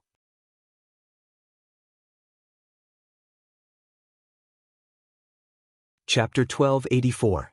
The smell of the rouge powder immediately surrounded him, causing Xiao Ho's surging qi and blood to become even more chaotic in his body, making him feel even more uncomfortable. He couldn't help but miss the clean fragrance on little rascal's body. Thinking of this, he felt his body become even hotter. Those women had long been drooling over his extraordinary appearance. His voice and appearance were both beautiful, like the autumn moon in a frozen pot, making people unable to help but look up and want to appear before him. At this moment, he couldn't move, so he could only let them touch him. Because when they were playing the music just now, the sound had covered Xiao Ho and Yu Qingxi's conversation, so they didn't know Xiao Ho's identity at all. Each of them only thought of him as a benefactor from an aristocratic family. "Young master, seeing that you're sweating, you must be very hot. This servant will help you take off your clothes and you won't feel hot anymore. Young master, this wine is the treasure of our shop, please try it. Young master, what kind of position do you like? We sisters can serve you properly." These vulgar words came out of these women's mouths, but it sounded like they were flirting, and they didn't feel ashamed at all. Xiao Ho closed his eyes tightly, as if he didn't care about these people. He focused on circulating the inner strength in his body. When his clothes fell to the ground, he suddenly opened his eyes. When those women saw the cold light in his eyes, they couldn't help but take a step back. However, it was already too late. A pocket-sized dagger appeared in Xiao Ho's hand, and with a wave of his hand, a red mark appeared on the white and tender necks of the women who were singing and laughing just now. Their eyes widened, but they couldn't speak anymore. Not long later, a large group of people lay on the ground, no longer making a sound. After dealing with the crisis in front of him, Xiao Ho spat out a large mouthful of blood. This poison would seal a cultivator's 8 extraordinary meridians. He forcefully used his inner strength, so he suffered a backlash, and the poison spread even faster. He leaned against the edge of the table, barely supporting his body to not fall. His men had probably been dealt with by Yu Qingxi, otherwise, they would have appeared by now. Yu Qingxi must have sent people to guard the outside, so there was no way out of the room. His gaze swept towards the window. Through the unlatched window, the dazzling lights from outside shone in, making one feel a little dizzy. However, this was the best place to escape. Fortunately, Yu Qingxi thought that his body was weak and that it was impossible for him to walk out of this room, so she didn't send anyone to stand guard outside the window. He opened the window with difficulty, and after clearly seeing the situation below, he leaped out. Xiao Ho leaned against a small alley not far from the restaurant, panting heavily. Being able to leave the restaurant was already an arrow at the end of its flight. At this moment, even walking was difficult for him. He wanted to ignite the signal to summon his subordinates, but he found that his coat was left in the restaurant, and the signal in his sleeve seemed to have fallen off when he jumped out of the window. There was nothing on him that could be used. The cold wall made his mind clear a little. He looked at the dark alley, as if he couldn't see the end. He couldn't help but slowly curl up the corners of his mouth, revealing a self-deprecating smile. After so many years, he was once again forced into a desperate situation. That year, he said that he wouldn't let himself fall into this kind of predicament again, but he raised his head to look at the night sky. The stars and moon competed with each other in splendor, and the clouds were clear for thousands of miles. Didn't they say that there was a deity 3 feet above one's head? But why hadn't those evildoers received their retribution? Could it be that all the grievances had to be buried deep and couldn't be cleared? His expression was sorrowful. Cough, cough. He clutched his chest and bent down in pain. A large mouthful of blood soaked the ground beside his feet. At this moment, a figure timidly approached him and cautiously asked, "Young master, what's wrong? Do you need help?" Xiao Ho instantly raised his head and looked at the person standing not far away with a cold glint in his eyes. When he saw that it was a delicate and pretty young lady, he then relaxed his body and leaned against the wall. That young lady saw that his temperament was outstanding, and his posture was tall and straight, like a destitute rich family's young master. She couldn't help but muster up her courage and walked over. "Do you need me to find a physician for you?" The young lady's body fragrance wafted over, causing the surging heat in his body to surge violently. He was almost unable to resist it. Suddenly, his eyes lit up as he stared fixedly at the young lady. Virgin blood? Looking at her attire, she should be an unmarried young lady. The hand that was pressing on his chest suddenly reached out to grab her shoulder and then heavily threw her against the wall behind him. The young lady cried out in alarm. "Scream again and I'll kill you." As soon as the threatening words fell, that young lady firmly bit her lips, not daring to let out the slightest bit of sound. Seeing such bright eyes, Xiao Ho was a little upset. He directly ordered, "Take off your clothes." That young lady's tears fell when she heard that. "Young master, I beg you to be magnanimous. I was just passing by to get medicine for my family. Seeing that you seem to be feeling unwell, I came over to inquire. I didn't mean to offend you. I beg you, let me go." The young lady's tears suddenly made a scene of the past appear in front of his eyes. "Xiao Ho, don't think that no one will punish you for the bad things you've done in this life." A charming young lady appeared in front of him and lightly snorted while pointing at his nose. "Let me tell you, before you walk to the bridge of helplessness and prepare to reincarnate, Mengpa will make you drink a bowl of soup to wash away your memories. Then, the bad things you've done in this life will be borne by the person you care about the most in the next life. At that time, you will be sad and helpless, questioning the heavens why you're not the one suffering. You don't know the reason, but you can only watch as the person you love the most is tortured. This is the reincarnation of the heavens, karma." The scene in front of him was taken away, leaving only the young lady who was trembling in fear. At this time, she saw that he was as gloomy as the messenger of hell and thought that she had angered him again. Her hands trembled, and she silently cried as she tried to undo her clothes. But at this time, a suppressed voice came from above. "Go, don't appear in front of me." The young lady's hands stiffened. She didn't know if she was hearing things, but the strength on her shoulder was released. The tall man in front of her turned around and leaned against the wall, closing his eyes. His expression was one of pain and forbearance. She didn't dare to stay any longer and immediately ran into the alley as if there was a ghost chasing after her. At this time, hearing the sound of panicked footsteps getting further and further away, Xiao Ho reached out to cover his eyes, blocking the light of the stars and moon.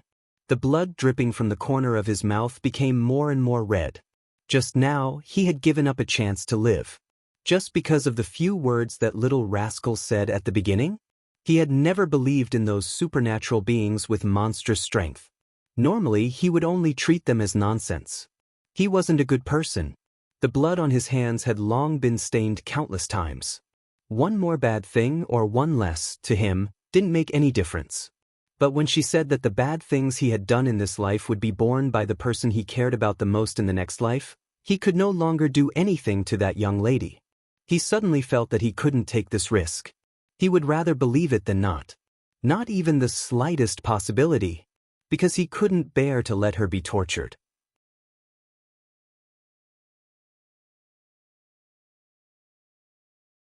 Chapter 1285. Inside the King of England's residence. Water Spirit handed over the latest intelligence report and said, "This subordinate has found out who was in charge of the army when old Master Chu led the army. I didn't expect it to be someone from the Fu family.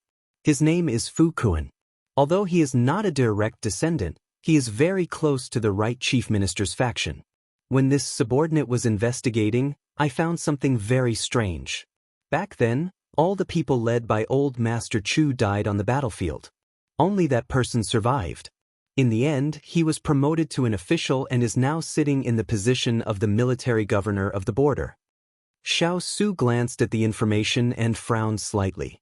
This prince has always suspected that there was something fishy about what happened back then. Otherwise, there would not have been such a misjudgment during the pursuit of victory, causing the army to die on the battlefield. Although this prince did not see or participate in that battle back then, after looking at all aspects of the battle, I feel that General Chu is a rare general. If there had not been an accident at that time, he would not have taken that route to intercept the army. The General Chu that Xiao Su was talking about was Father Chu. During this period, he had studied the battle back then and analyzed Father Chu's battle strategy. He found that Father Chu already had the demeanor of a general at a young age.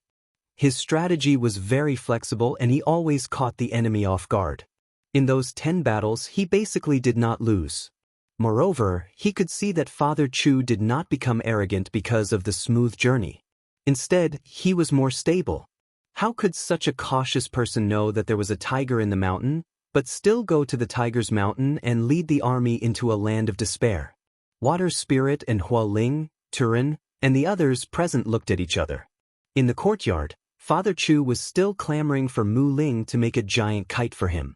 It was hard to imagine that such an innocent and naive Father Chu was a mighty general who commanded the battlefield back then. It was true that one could not judge a book by its cover. They thought, if Father Chu did not become like this today, how mighty would he be now? Then, would their little princess consort not be discriminated against by others? And wouldn't their master have another helper behind him? However, they felt that it was more likely that the young princess consort was beautiful and had a good family background. Thus, His Majesty could not betroth her to their master. Who knows, when the time came, the master would be given an ugly monster. That would be terrible. Therefore, this might be fate making a fool of people.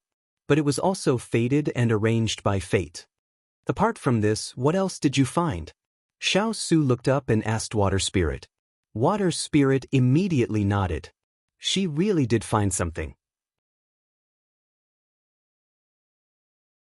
Old Master Chu was defeated 15 years ago. Back then, many of the Luo clan's disciples were in the army. The Luo family? Xiao Su frowned slightly. He was somewhat puzzled. Water Spirit explained, Master might not know about what happened 15 years ago. At that time, Master was going through a great change. However, it should be traced back to 21 years ago when a major extermination occurred. The Luo family was the maternal family of the third prince's mother. At that time, the Luo family was found to have colluded with others to overthrow the court and betray Sichuan. When His Majesty found out, he decreed that the entire family be confiscated and beheaded. However, the younger children were banished to the borders and the girls were brought to the palace as slaves. But for some reason, the young miss of the Luo family, who was already 16 years old, was also sent to the palace. She did not know if this matter had anything to do with Chu Machen's father, but based on her many years of experience as the leader of the pigeons and her keen senses, she faintly felt that this matter was not trivial. After receiving her master's signal, she continued, no one knows which army those children were sent to at the borders. However, 6 years later, Chu Machen's army was completely wiped out. When he cleaned up the battlefield, he found the corpses of those children. Moreover, the entire family was there. It can be said that now, other than the third prince, there is no one else who is related to the Luo family. These words suddenly caused the atmosphere to become heavy. Although 15 years ago he had been burned by a fire and had been sealed away for a long time, before that, he had seen the Luo family's glory and status in the Western Pavilion. But now, the Luo family had almost been wiped out. He didn't know if this was intentional or if it was really as Xue Ling had said, they had colluded with the enemy and committed treason, reaping what they sowed. No matter whether these two matters are related or not, you must continue to investigate until the truth comes to light. Xiao Su said in a low voice. Water Spirit obeyed the order. It was very difficult to obtain evidence about what happened 15 years ago. The two people who survived were either from the Fu family or had lost their minds. They could only investigate bit by bit. Xiao Su saw the tiredness on Water Spirit's face and knew that she had not had a good rest. He could not help but say, it was a long time ago, so it will be difficult to obtain evidence. You don't have to be too hard on yourself. Water Spirit smiled when she heard this. Master, you know that this is the only fun I have left. If you take it away from me, I will have nothing left to live for. Everyone present revealed a trace of sadness when they heard her words. If Feng Ling was still here, if he was still here, in the quiet courtyard.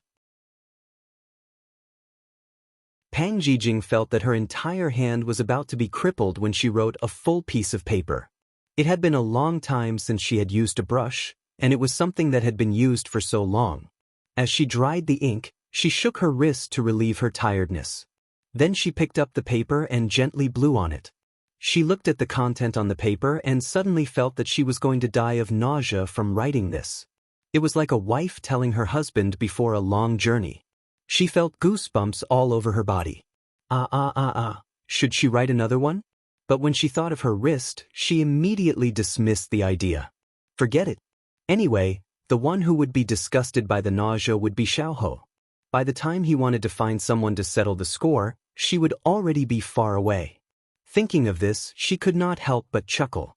She was like a child who had secretly done something bad and then hid away. It was very exciting, very exciting. The ink on the paper was almost dry. She found a letter and sealed it, then looked around for a place where she could hide it. She could not let him find the letter so quickly. Otherwise, if he became suspicious, she would not be able to leave tomorrow. So she picked up the books on his table and stuffed it into one of the books. Then she covered the other books. She clapped her hands and pursed her lips into a smile. When you see it, it will depend on your luck. Looking at the thick book again, she turned around and walked out of the room. But when she stepped on the stairs, she could not help but stop and look around the courtyard. She had to leave. The longer she looked, the more traces she would leave. It would be harder to erase them in the future. She could not help pursing her lips and lowering her head. She quickened her steps, wanting to leave the courtyard. 1 step, 2 steps, 3 steps. Just when she was 1 step away from the courtyard's arched door, she suddenly stopped and looked towards the wall covered in purple wisteria. She saw a figure standing under the wall covered in purple flowers and green leaves. The night wind blew up his blue robe and it fluttered in the air, but it gave her a kind of illusion of pain. You are Xiaoho? Her eyes widened.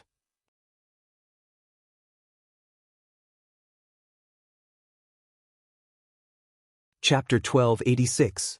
When her voice fell, she could clearly feel the other person's body trembling slightly. His body was slightly bent and one hand was placed on his chest as if he was in pain. The moonlight shone through the gaps in the leaves onto his face. His gentle and picturesque brows and handsome figure, who else could it be other than Xiaoho? After waiting for an entire day, she finally saw him. Pang Jijing's stomach was filled with anger as she immediately turned around and walked towards him. She angrily stomped on the ground with a bang-bang sound. Xiaoho, you're too much. I've waited for you for so long and I don't want to wait any longer. I was about to leave when you appeared. I really feel that you're my nemesis, always going against me. Before she could finish her words, she was sternly cut off by him. Stand there, don't come over. Her anger was stifled by his words. She couldn't vent it out, neither could she vent it out. It was as if the person who should be angry was her, but in the end, she was still the one being scolded. She pretended not to care as she curled her lips. If I don't want to go over, then I won't go over. Do you think I want to see you that much? You don't want to see me? The voice in the dark suddenly turned threatening. Pang Jijing was stunned. What's wrong with this person? It was as if she said she didn't want to see him, he would pounce over and tear her apart.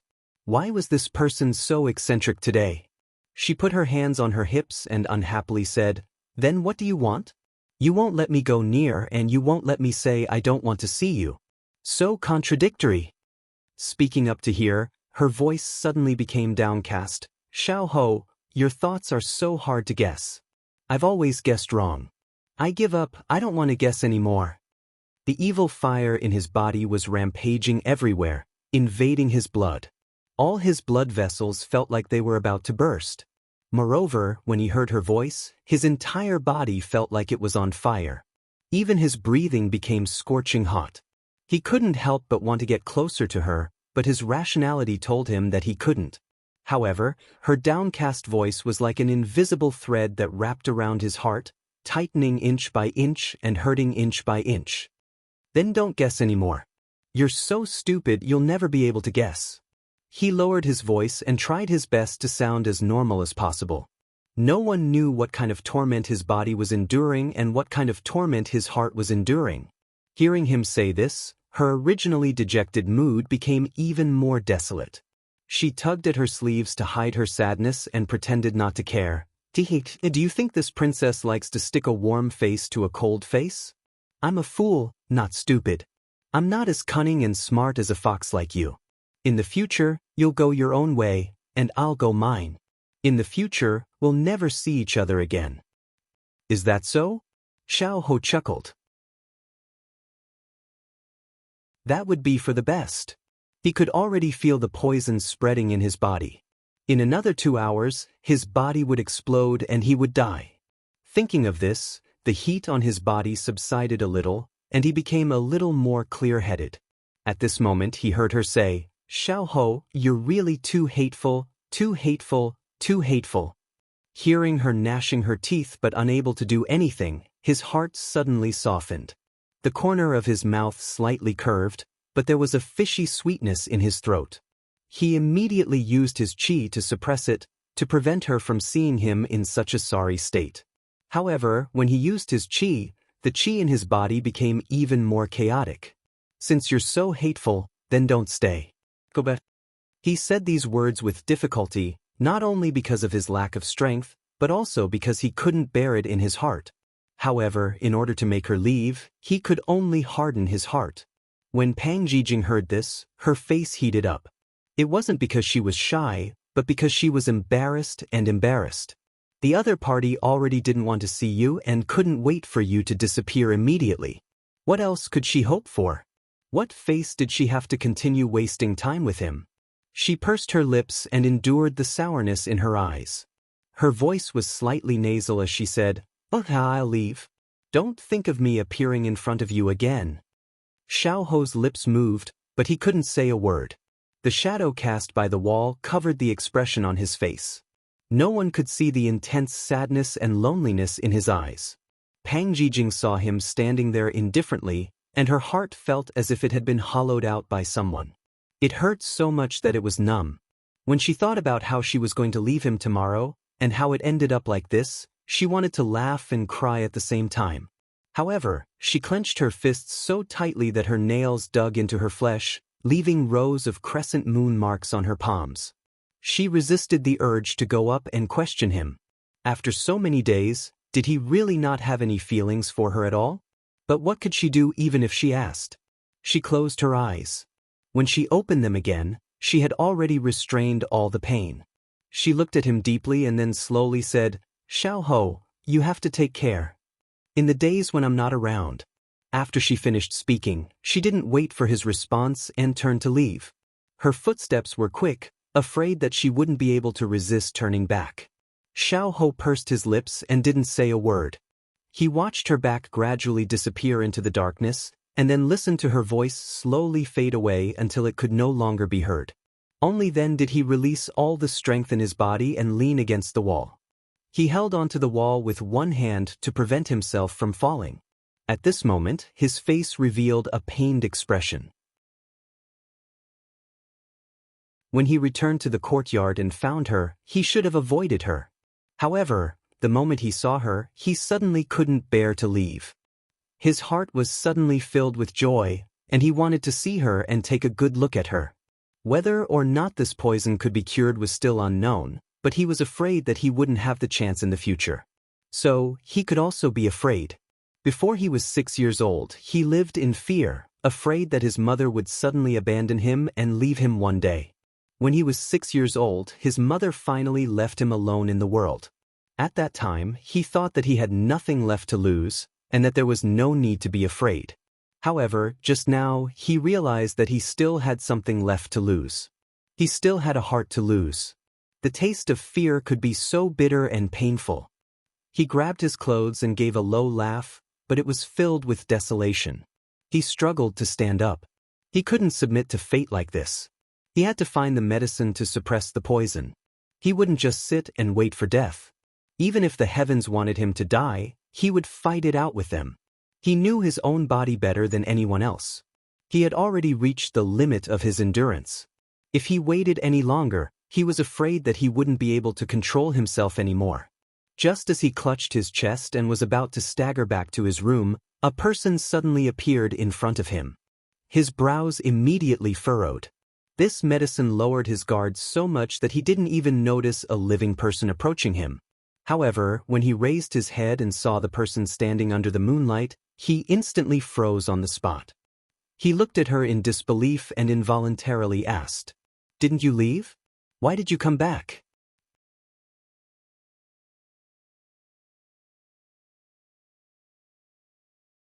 Chapter 1287. Under the moonlight, there was a stunned Pang Zhijing. "I may be a little silly, but I'm not stupid. You spoke so weakly earlier, I'm not deaf."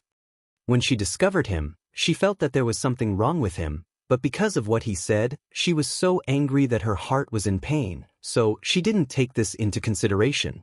But when she left the courtyard, her mood calmed down a little, then she remembered his weak and frail appearance standing by the wall, as if a gust of wind would take him away. Her heart ached slightly, and she couldn't care less about those vicious words she said earlier, as she turned around and ran back.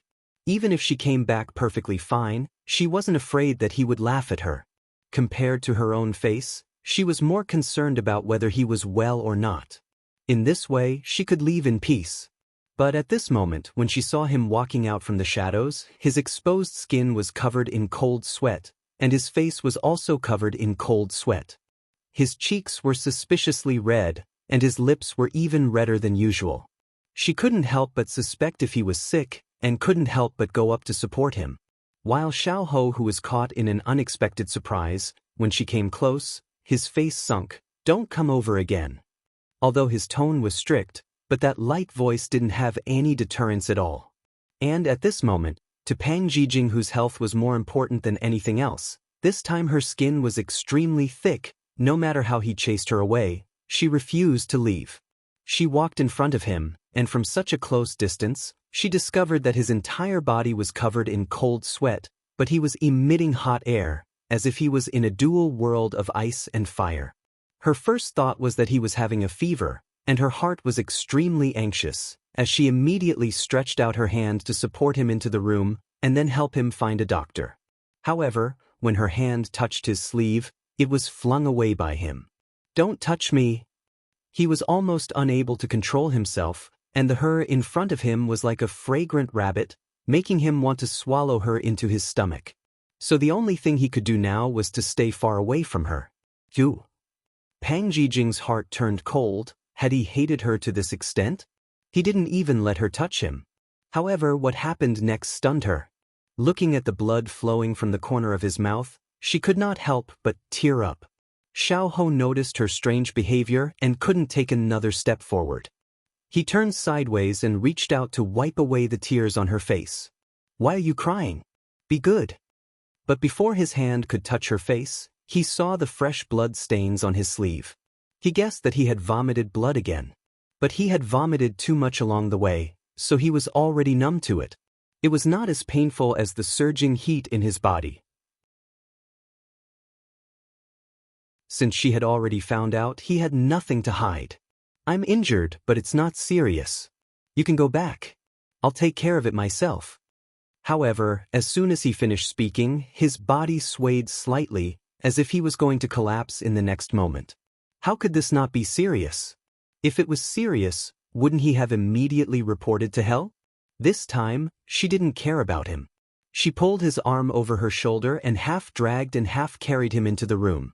You, shut up. Xiao wanted to say something but was stopped by her two words. He went into a blank. This was the first time in so many years that someone dared to use such a nasty tone to order him. But he couldn't get angry. Instead, he felt that she was exceptionally adorable. If you say another word, I'll sew your mouth shut with a needle. Let's see if you can still treat me this badly. Worried that he would say something nasty again, she immediately took action and threatened him fiercely. Xiao couldn't help but curved his eyes. This was the first time he saw her using his power to intimidate others. But he didn't have any strength left and was unable to make her leave. He would just let her be. When they entered the room, he would find a reason to lure her away.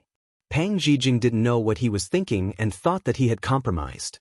She heaved a sigh of relief and threw herself into dragging him. But at such a close distance, it could be said that his entire body was leaning on her. That scorching hot breath spilled onto her face, ears and neck, causing her breathing to become hurried. Slightly lowering her head, she could see that his collar was open, that lean chest and, no, he was a patient. How could she let her imagination run wild? She felt ashamed of her thoughts at this moment. Feeling that he was very uncomfortable, she immediately retracted her thoughts. She didn't dare let her imagination run wild as she struggled and persisted to bring him forward. Although he was on the verge of fainting, his mind was still a bit clear. His eyes could see her panting and clenching her teeth as she persevered. His gaze couldn't help but soften. It seemed like he had never looked at her this closely before. The room was just inches away, but his eyes slowly darkened. Even her appearance was slowly drowned in the darkness. Xiao, don't sleep. Wake up. Feeling the weight on her body sink, she found that he had closed his eyes and his breathing had become weak. Her heart suddenly panicked and her words began to tremble. She didn't know where the strength came from, but she quickened her steps and brought him into the room. Then she placed him flat on the bed. At this time, his face was flushed and his body was hot. She hurriedly found a wash basin and cloth to draw water for him to wipe his face. But after wiping for a while, his body temperature didn't decrease. Instead, it increased. Her heart became even more flustered. The entire courtyard was quiet and beside her was the unconscious him. In an instant, it felt like the sky was falling down. In the darkness, Xiao felt like he was in a furnace. It was as if his entire body was about to be swallowed. Too tired, too painful. His will to live was slowly swallowed up. However, a voice came from a distant place. It was like a clear spring water that poured over his body, allowing him to regain some clarity in an instant. He slowly opened his eyes. After adapting to the light, he saw the person lying on top of him crying uncontrollably. In his eyes, there was a trace of pity. Why are you crying?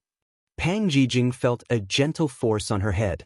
She couldn't help but raise her head with tears in her eyes and met his gentle eyes. She was stunned for a moment before she cried out with a sound. You scared me to death. I thought you would never wake up again. I searched the entire courtyard just now, but there was no one. I walked around the courtyard once, but there was no one. I was afraid that you wouldn't be able to find me when you woke up. I was also afraid that you would never wake up again. I didn't dare to leave you for too long, so I could only come back. But seeing your breathing become weaker and weaker, I was so scared, so scared. The young girl in front of him pounced on him and hugged him tightly. She cried her heart out. Xiao felt that a certain part of his heart had instantly softened, and his eyes were filled with tender love. Don't cry, I'm fine. However, the response he got was an even more heart-wrenching cry.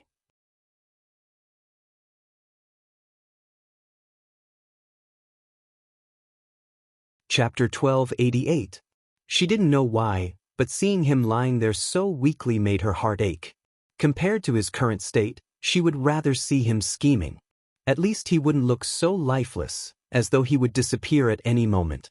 At this moment, a cold finger slid past the corner of her eye, brushing away her tears. It was gentle and pitiful, She looked at him with her red eyes, tears still rolling down her cheeks like beads from a broken necklace.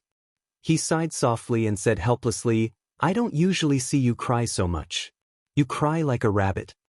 His words were still so vicious. She could tell that he wanted to make her happy, but his pale face and abnormal flushing face made her unable to feel happy at all. She grabbed his hand and asked anxiously, "Did you catch a cold and have a fever? How can I help you?" His fingers were held tightly in her palm, and he could feel her worry and fear. This warmed his heart, but he didn't know how to answer her. "If it's not a fever, then I was accidentally drugged. It's not a big problem. Just let me stay in the room for a while." Pang Jijing looked at his lowered eyelids and spoke very softly, as though he was trying to hide something. She harumphed and said, "I don't believe you. You vomited blood just now. How can I just let you stay for a while? You're not a cat. You have 9 lives." It seemed that she wouldn't be able to fool him tonight. He panted lightly and said to her, "There's medicine in the room. It's in the cabinet. It's a white bottle. Look for it and bring it to me." Hearing this, Pang Jijing immediately stood up. "Wait for a while. I'll bring it over quickly." As she spoke, she brushed aside the strands of hair on both sides of her face and turned around to start rummaging. Half leaning against the bed wall, one hand barely supporting the bed. Xiao Ho's gaze followed her movements. Seeing her frantically searching, he could feel that she was genuinely worried, nervous, and afraid. He thought that after his mother passed away, no one would be as sincere as his mother to him. So for so many years he had always sealed his heart and didn't let anyone get close to him. But somehow, this little rascal in front of him whose face was red from crying had walked into his heart? There were no signs at all. By the time they realized it, they were completely defenseless. If it wasn't for Yu Qingxi's words, he probably wouldn't have been able to face the thoughts in his heart. If it wasn't for the unfamiliar girl in the alley, perhaps he wouldn't have been able to see her position in his heart. Life was such a wonderful thing. Every time you discovered something, you were given a barrier that prevented you from speaking up and expressing your feelings. At this moment, looking at the person in front of him, he could only bury his words in his heart. If he couldn't make it through tonight, then he would take the secret in his heart into the coffin and never let her know. Can't find it, can't find it. Where is it? Can you hold on for a while? I'll get someone to get you a doctor." She turned her head to ask him in a panic. The more anxious she was, the more she couldn't do anything good. At this moment, she was in such a state. Her whole body was empty, and there was no fulcrum at all. Xiao Ho comforted her, "I can't let others see me like this. Take your time. It's in the innermost grid." She felt very ashamed to let a sick person like him comfort her in turn. She immediately nodded and stabilized her mind to continue searching. Because he had given the order, the subordinates didn't dare to come to his courtyard. That was why the little rascal couldn't find it when she went out for a walk. And his current state was simply unsuitable for others to see him. A long illness turned into a doctor. After so many years, he had also studied some illnesses. Just now, when he took his own pulse, he found that this poison was very strange. Moreover, there were already signs of the poison flaring up. Other than the method Yu Qingxi mentioned, he was afraid that even if the gods came, they wouldn't be able to save him. He might as well let him leave in a more dignified manner. He should have tricked her away at this moment when he was battered and exhausted. But he couldn't bear to let her leave. He wanted to take a few more glances at her in this remaining time. So he used his remaining inner energy to seal all his acupoints, forcing the poison to one place to delay its flaring up. But this could only be maintained for a while and couldn't last long. Moreover, the longer he sealed his acupoints, the stronger the backlash would be. Found it, found it. At this moment, hearing her pleasantly surprised voice that was about to pierce through the roof, Xiao Ho was called back from his thoughts. He saw her quickly running in front of him and handing him the water and medicine. She looked at him eagerly, urging him to quickly eat it. He nodded and took the medicine and poured a few pills into his mouth. After finishing the medicine, he said to her, "I've already eaten this medicine. You'll get better in a while. It's already so late, you should go back first." Hearing him say that, She believed him and thought that he would really be cured after eating that medicine. Looking at his slightly rosy cheeks, she didn't think that he would use his life to lie to her. Thus, she nodded. It was already very late after this torment. She had to go back so that she could successfully leave tomorrow. But just as she stood up, the person who was originally fine suddenly spat out a large mouthful of blood. It was even more ferocious than before. She stared blankly as his face rapidly paled, not knowing what to do. "Didn't you say that I'll get better after eating the medicine?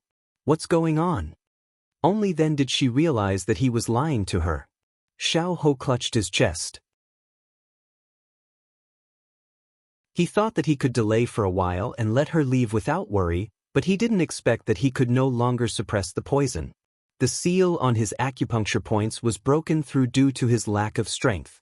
Now, he was powerless to stop the poison from spreading through his body at the fastest speed. "You should go.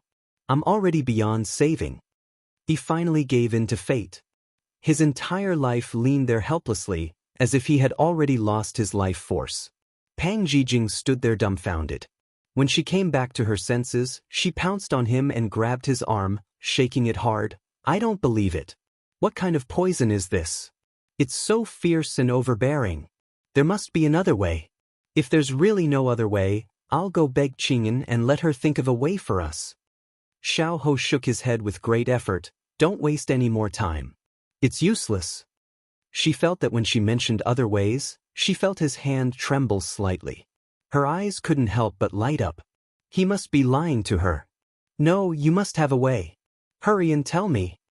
Just as she finished speaking, her entire body was suddenly pulled onto the bed by a force. Her back was pressed against the soft brocade quilt, and her front was enveloped by a wave of hot air. Following that, her lips were bitten by him, and he violently ravaged her mouth for a while before leaving. She opened her eyes and saw that he had fixed her on the bed. Looking down at her, she couldn't see his expression. She could only hear him panting beside her ear, "There's a way, but do you dare to give yourself to me?" Pang Jijing's eyes widened. No wonder his entire body was burning up and he didn't seem right. So it was because he was poisoned by this. "Since you don't want to, then go back." Seeing her reaction, Xiao let out a sigh of relief. He then pretended to ridicule her and was about to let go. He was just scaring her earlier. However, when he was about to get up, a hand pulled his hand.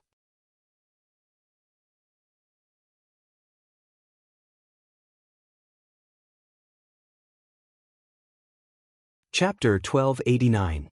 Just as he was about to leave, her hand suddenly grabbed his arm. He was slightly stunned. Looking at her lowered eyes and helpless appearance, he did not move or speak.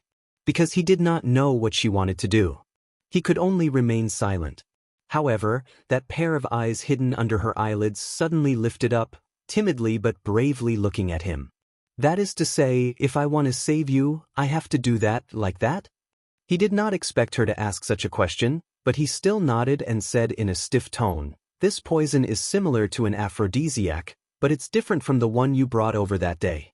It has a very strong toxicity, which is why it caused my breathing to become chaotic and my inner strength to drain, just like the scene you just saw." At this point, he no longer planned to hide it from her. Perhaps after knowing the truth, she would leave. He vomited blood twice, which was still vivid in her mind. Thinking about it now, she still felt a lingering fear and worry. After Xiao finished speaking, he felt her hand tremble slightly. He thought that she was afraid and laughed bitterly in his heart. Then, he prepared to move away from above her. Perhaps this way, she would be able to leave. However, before he moved, he heard her say, "This is poison, that is an aphrodisiac. Are you sure this can cure the poison?" She was still an unmarried girl. When it came to intercourse between men and women, it would always be difficult for her to say it. However, she tried her best to say it, but when she said it, she did not dare to look at the person above her. Xiao did not know what she was thinking, because the heat in his body could not help but surge towards his lower abdomen. In order to fight against that surging desire, he did not have much time to analyze her thoughts at this time, and said in a low and hoarse voice, "That's what Yu Qingxi said, but who knows? The blood of a virgin, hee hee, Maybe it was just used to deceive him, to make him beg for death in that restaurant. If his inner strength had not been sealed at that time, he would have finished him off with a single palm and would not have let him be so free. Just as he was immersed in hatred, a voice suddenly sounded in his ear. Then, it exploded in his ear, blowing him out of that angry and helpless world. "Well, then let's begin," she said, as if she had suddenly gained courage, and her voice rose at last. However, for Xiao, this sentence brought him into an even more chaotic world. The heat and aura became even more chaotic. Did she know that her presence in front of him was already torture for him? Now, her words had successfully pulled him into a whirlpool. He couldn't help but suck her in and make her sink with him. He took a deep breath and said with difficulty, "Don't mess around. Leave while I can still control myself. I can't guarantee that I won't hurt you when I lose control." She could tell that he was enduring a great deal of pain. The veins on his forehead were bulging as he clenched his teeth. He was a person with great self-control. She had no doubt about this since she met him. The amount of pain he was enduring right now was a testament to how potent the poison was. The so-called fear of hurting her when he lost control was actually because he was afraid that he would force himself on her. When she did not know that he was poisoned with this kind of poison, she had always been hovering in front of him like a moving antidote. But in order to not go against her wishes and not hurt her, he had always thought of ways to make her leave. Then he would quietly wait for death to come. Even at this point, he was still thinking of her. She suddenly felt that she did not know what words to use to describe her feelings for him at this moment. He was such a proud person. He would rather die than force her. But how did he know that he would force her? "It's okay, you can bully me." Her hand climbed up his arm and finally wrapped around his neck, hanging her entire body on him. "Do you know what you're doing?" Did she know the meaning of the word bully? The two of them were close to each other, which undoubtedly added a fire to his body. The lust in his body was even more vigorous. It was already very difficult to maintain his composure at this time.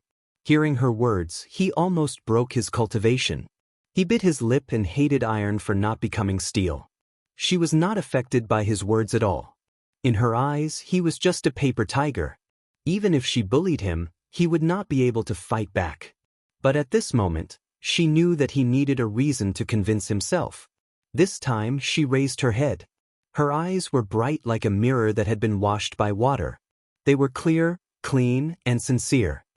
"Xiao, I'm willing." These words were undoubtedly a heavy blow that blew away all the reason in his mind. Before he could make his next move, she had already leaned forward and kissed him on the lips.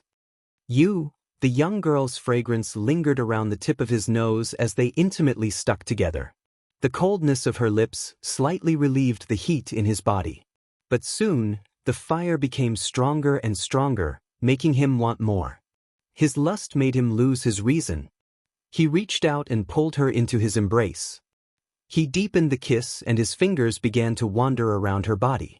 It was like a person who had been walking in the desert for a long time and finally found a clear spring. He only wanted to constantly drink it to satisfy himself. People who were deeply immersed in lust were terrifying. Pang Jijing felt like she was being hugged by him until she could not breathe. His movements were very fierce. Her lips were being rubbed by him and her body was being touched by his hot hands. This was the first time she had tasted something like this. She was unfamiliar and afraid, but there was also a shyness that she did not realize.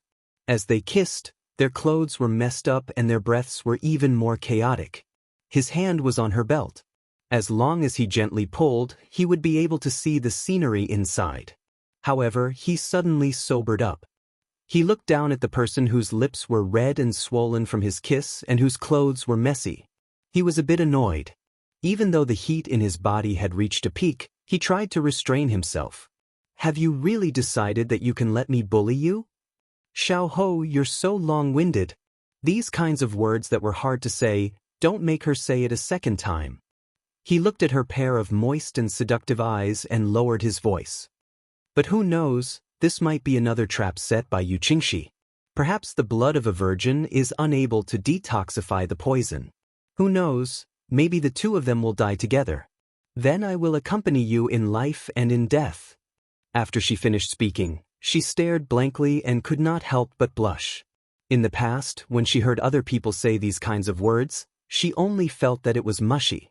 Now that she was in the same situation and in this kind of situation, she naturally said it without any hesitation. She did not feel embarrassed at all. She only felt a little embarrassed. But when she thought about how his body was suffering right now, that little bit of embarrassment immediately dissipated.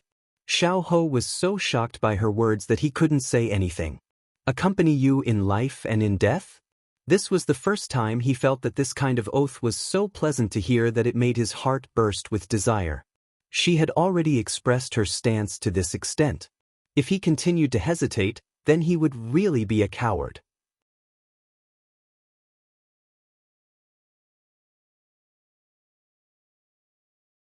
Chapter 1290. It was unknown when, but outside, dark clouds had gathered. The entire world became hot and stuffy, and the air gradually became oppressive.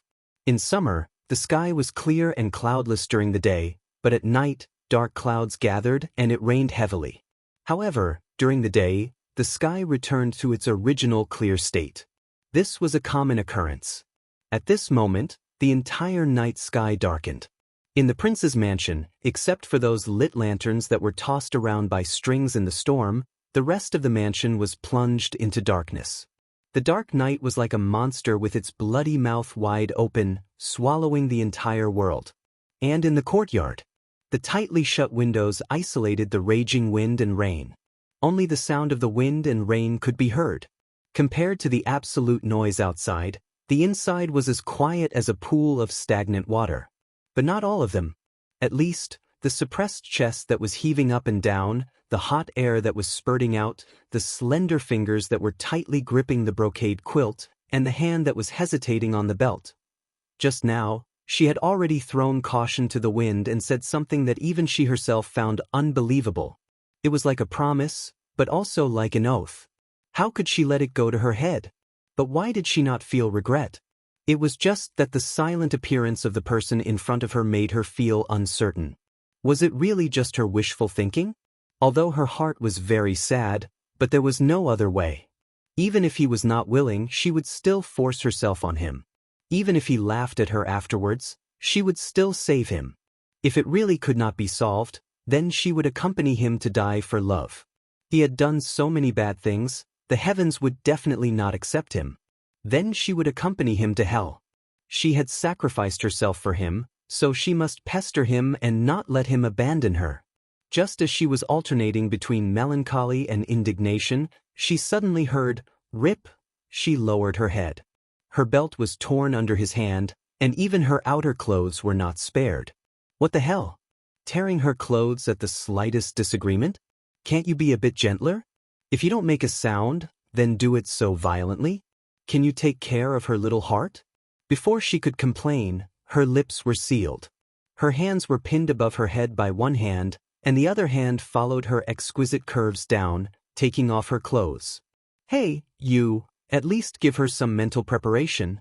Her innocent little face slowly turned crimson, as if the setting sun had spread over the surface of a river. Half of the river was red, and the other half was red. Xiao Ho couldn't help but increase the force in his hand. He heard her moan involuntarily, but his eyes became even darker. The moment his hand touched her sensitive spot, she immediately bent over and giggled. "It's so ticklish." "Xiao Ho, take your hand away." The wind was howling outside, but it was quiet inside. He could only hear his own violent heartbeat in his chest, as well as the movement of the hot and dry air. At this time, she was like a new moon, softly moaning and smiling in his arms.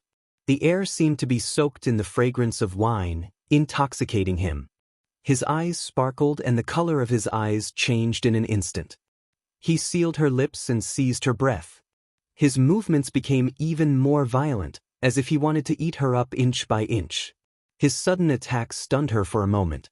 She thought that he would try peaceful means before resorting to force, but who knew that he would be such a beast? So fickle. Just now, he had mercilessly pushed her away, lied to her, bullied her, and chased her away. But now, wasn't he pulling her over and doing this and that? This was simply too much. Who said that women didn't mean what they said? Weren't men the same? Their mouths said that they didn't want to, but their bodies were very honest. However, in the next moment, she exclaimed, "No, however, the words were sucked into his mouth, and only the sound of was left. He smiled and his fingers moved slightly, like a half-opened flower, sliding behind her ear and neck. Very quickly, it brought about waves of shivers on her skin. Wasn't he poisoned by something? Why was he still in the mood to tease her? The feeling of hanging her in the air and not being in a hurry to make a move really made her feel uncomfortable, but she couldn't pinpoint which part of it was uncomfortable. Actually, Xiao was having a hard time holding it in. However, when he thought about the situation and that it was both their first time, he was worried that his clumsiness would hurt her. He was also worried that the heat in his body would make him unable to control himself. So at this moment, when he still had a little bit of rationality left, he treated her as gently as possible. Originally, today was not their wedding night. To her, he already owed her, so it was even more impossible for him to let her suffer. This was the person he was going to cherish the most in his heart in the future. How could he hurt her at this time? Thus, he was tormented internally, but on the surface, he was gentle and considerate like the spring breeze, slowly controlling his strength. If Pang Zhijing knew what he was thinking, she would definitely shake her head and sigh. He was such a person. Even if the sky fell and the earth sank, he would still be able to maintain a calm and indifferent expression. It didn't matter if he was strong or evil, he was still the person she cared about.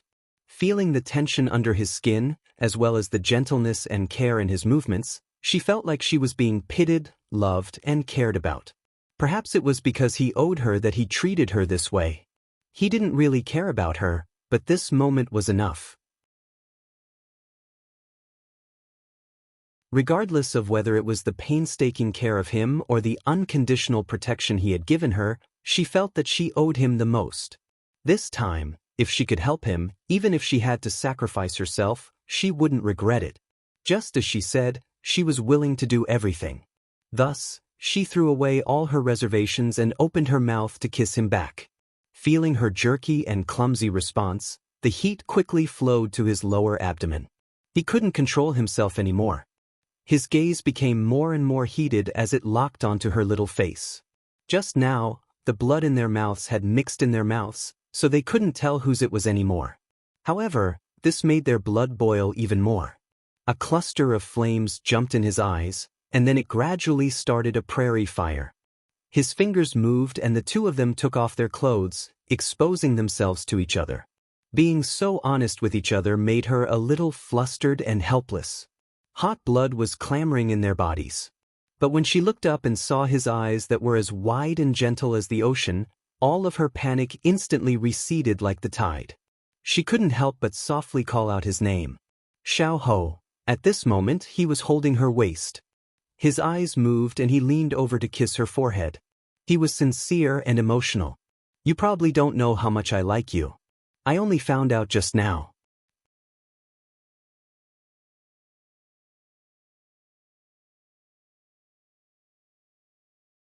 Chapter 1291. However, Pang Zhijing, who was submerged in the endless blue and white world of the sea and fireworks, could only see his lips moving, but couldn't hear what he was saying. "You probably don't know how much I like you. I only found out just now." He thought that the most important person in his life, the one he loved the most, was only his mother. On that snowy night, when his mother wept and reluctantly watched him slowly close his eyes, he thought that half of his heart had been hollowed out and there was no chance for it to be healed. However, it was only today that he discovered that at some unknown time, his broken heart had already been mended. There was even a little scoundrel living in it. If it was his past temperament, he would definitely chase her out. However, he didn't. He even allowed her to settle down in his heart. During this period of time, it wasn't that he didn't notice the traces, but he didn't know what it meant. At the beginning, Lin Jiangdong's ambiguous words pierced a small hole in his heart. He was angry and embarrassed and didn't want to investigate, so he threw this question to the back of his mind and ignored it. However, when Yu Qingxi directly questioned him, it was like a sharp arrow that shot towards his heart without holding back. The arrow's aura was like a rainbow that peeled off his disguise layer by layer, forcing him to face his heart directly. As it turned out, he had already slowly integrated this noisy, impatient, and bad-tempered little scoundrel into his life. If it wasn't for this, he wouldn't have forgiven her after she repeatedly stepped on his bottom line. He couldn't even get angry. Previously, all his indulgence towards her was because she was about to become his princess, so it was normal for him to tolerate her. However, in all fairness, if she didn't marry him, would he still spoil her? He would. Sometimes you don't feel it at all and do as you wish, but you're already taking her into your wings and protecting her behind you. This was also why he detested Yu Qingxi for no reason or rhyme. It wasn't without reason, but it was because his heart ached for little scoundrel being blinded and actually falling in love with trash like that. In his heart, he simply hated her for failing to live up to his expectations. Moreover, he felt rage towards Yu Qingxi for trampling on her sincerity, and he felt annoyed that he wasn't able to appear in her life earlier and isolate trash like that. However, love itself was like that. Two people went through hardships, wore the vicissitudes of life, crossed thousands of mountains and rivers, and then came in front of each other to treat each other's wounds. He was incomparably glad that after going around in circles, she would still appear in front of him. When he saw her return, he had an idea. Could it be that the heavens felt that his life was too bumpy and lonely, so they sent little rascal to his side? If it was, then he would gladly accept it. After he took his revenge, he would spend the rest of his time with her. No matter where he went, imperial power and wealth, if she didn't want it, he wouldn't take it. It was fine as long as she was happy. Actually, to him, those things weren't important. It was just that he had been alone for a long time and didn't have anything he cared about. Therefore, he wanted to take away the things that those people valued the most and snatch away the love of their hearts. That was the best revenge. The poison in his body had already slowly subsided following the two's union. That oppressive feeling of suffocation was swept away. However, when he lowered his head to look at the person lying on the bed, her face was like peach blossoms, dripping with fragrant sweat, and her charming eyes were like silk, but she couldn't help but pant lightly. A flame reignited in his eyes again, and it slowly flourished. As for the rest, it was completely instinctive. Once a person was infected with the taste of ecstasy, they would never be willing to let go again. Your poison has been cured?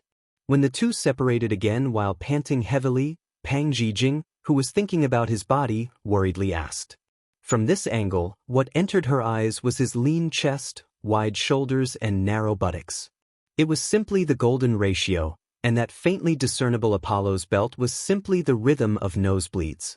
She immediately looked away with a red face. He raised his head, his eyes bright, but in an instant, it turned into pain and he cried out in pain. When she saw that he was in pain, her heart suddenly softened. She hugged him with heartache. It's okay. It will definitely get better. He nodded dejectedly, and then when she was feeling heartache for him, he directly blocked her lips. He felt that she was very cooperative and obedient. A smile flashed across his eyes, and then he wholeheartedly immersed himself in, not giving her a chance to regret. It was as if she was floating on the sea again, and he was the only driftwood that saved her life. She could only tightly hug him and sink with him.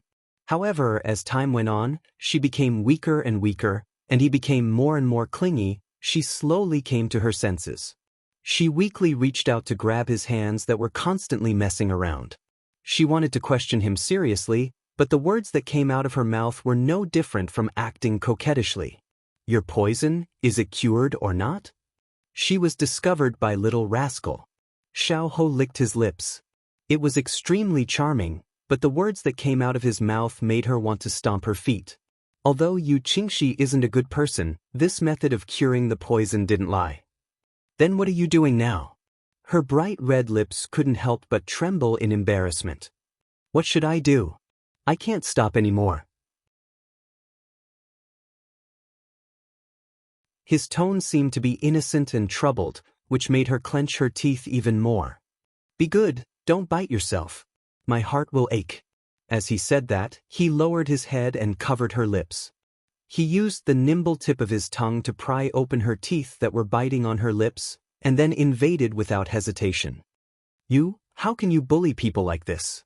When the two of them separated again, she then had the chance to accuse him. However, her eyes were like spring in water, so moist that it made one want to get close to her. Her entire body seemed to be covered in a layer of powder, so pink and tender that it made one want to touch her. Her charm was overflowing and captivated one's soul. She was like the best in the world, making one unable to stop. He pressed against her, and the moment he entered, he laughed softly in her ear and said, "You can bully me back." Woo! She couldn't help but moan. It was too much, too hateful, and also too embarrassing. But she couldn't push him away no matter what. She could only follow him and leap into the clouds amidst this colorful brilliance. Shallow wine in front of people, hugging by the soft jade lamp. Looking back into the embrace, it was always appropriate. Pain, pain, pain, she gently pushed her husband away. Gradually, she heard the sound of trembling, slightly startled and flushed. They tried and tried more, but there were no gaps at all. This time, the flavor became crazy. They moved, their arms wrapped around each other, their lips close, and their tongues tangled. Deep, shallow, intoxicated, and flying. He looked at her domineeringly and dotingly, blooming under his body. Outside, the rain was heavy and the wind was strong. In the room, it was raining heavily. The sound of the wind and rain covered the soft moans and gasps inside, making people even more indulgent. "There are still many things I want. This night is so long, I'll share it with you."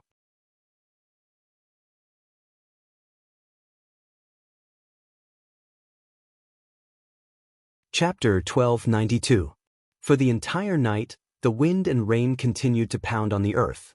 In this kind of environment, all living things shrunk their heads, quietly waiting for the storm to end. Slowly, as dawn approached, the rain slowly stopped. The sultry summer heat was swept away, and the entire world was filled with a moist mist. Perhaps it was because it was especially dark before dawn, but no one noticed the mischievous person in the air. In the quiet courtyard, in the restless room, calmness slowly returned. His lust had gradually subsided with the intimate union of the two. She had been tormented by him for the entire night, so she should be tired. Little rascal leaned against his chest, breathing shallowly as she fell asleep. Her innocent and harmless appearance was like a flower in early spring, fragile and petite, as if she would break if he touched her lightly. The flame in his eyes had already disappeared, and his complexion had returned to normal, except that he was still a little pale because he had vomited too much blood. He could clearly feel that the poison in his body had disappeared. He lowered his head to look at little rascal nestled beside him, and softly said, "Beautifully done." He pulled her into his arms, and then hugged her as he gradually fell asleep. Pang Jijing moved her body, and then smelled a familiar scent. She was relieved to find a place in his arms, and comfortably fell into a deep sleep. The first rays of the morning sun in the summer, once it jumped out of the horizon, it would be the time for the world to brighten. 2 hours later, Xiao slowly woke up, and for a moment, he was still a little stunned, as if in all these years he had never slept so deeply. He slept until dawn, and when he moved his hand, he felt the person in his arms hugging him even tighter. Memories of last night came flooding in, and his gaze slowly became gentle and tender. He raised his hand to pull her in front of his eyes, and seriously looked at her confused sleeping face, and he couldn't help but smile. When a person who was abstinent suddenly became enlightened, it was as if he had changed his nature, and his attitude towards his sweetheart would not be the same as before. His gaze fell on her dark red lips, and his eyes moved slightly, and then he lowered his head, rubbing against her lips. She was blocked by him to the point that she couldn't breathe properly. She moaned, and just happened to slightly open her lips, allowing him to take advantage of the opportunity to enter, and then sweep away all of her. Last night, she was so exhausted that she couldn't sleep at all. Right now, she was completely following her body's primitive reaction, unconsciously following his movements, And then, her obedient obedience and unconscious closeness to him, as well as the crisp jingle of the bell on her ankle, gave him the same feeling as last night, adding to the fun. It made Xiaoho's eyes darken, and he could not help but pull her into his embrace and fiercely ravage her. However, considering that it was her first time last night, because he did not control himself, she had already suffered too much. So, for the sake of her health, he could not indulge himself anymore. So after he planted a heavy kiss on her lips, he forced himself to get up.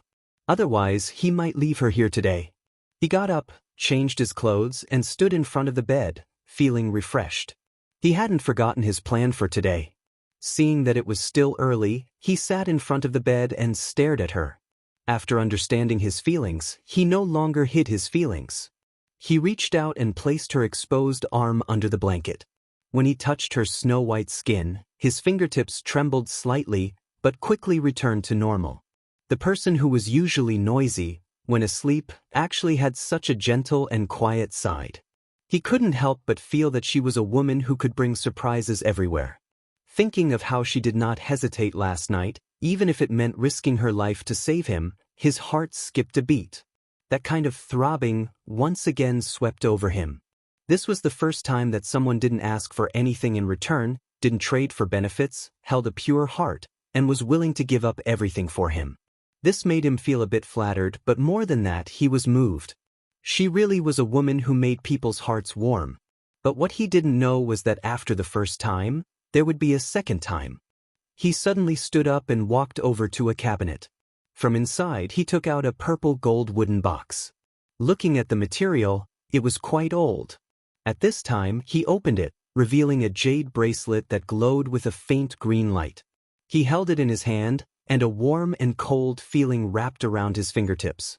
This was a bracelet made from a piece of ancient jade. It had the effect of expelling evil and avoiding disasters. If a woman wore it, it would be warm in the winter and cool in the summer. Not only could it regulate the body, it could also absorb some of the poison in the body.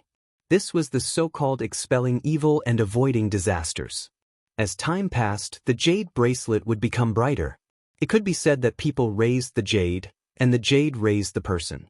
He returned to his seat, then pulled up her naughty hand that was outside the blanket, and put the jade bracelet on her wrist. Her frame was very slender. Although the jade bracelet was small, it was just right to wear. Moreover, it looked like it was tailor-made for her. It was very suitable. The jade shined because of the person, and the person became more gentle and beautiful because of the jade. He said softly, "This was left behind by Mother. It's a family heirloom for my daughter-in-law. I originally wanted to put it on you on the day of your wedding, but it's about time now." "Oh, you have to take good care of this jade bracelet. In the future, when you meet a woman you like, give it to her. It will be passed down from generation to generation.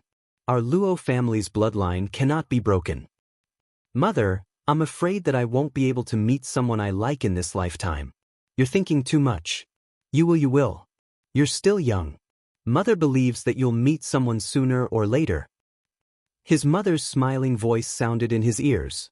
His eyes became slightly hot, and he looked at the person on the bed again. "Mother, were you afraid that your son would be too lonely, so you sent her to me?" He held her hand, then touched it to his lips. He said in a low and serious voice, "You can't be careless anymore.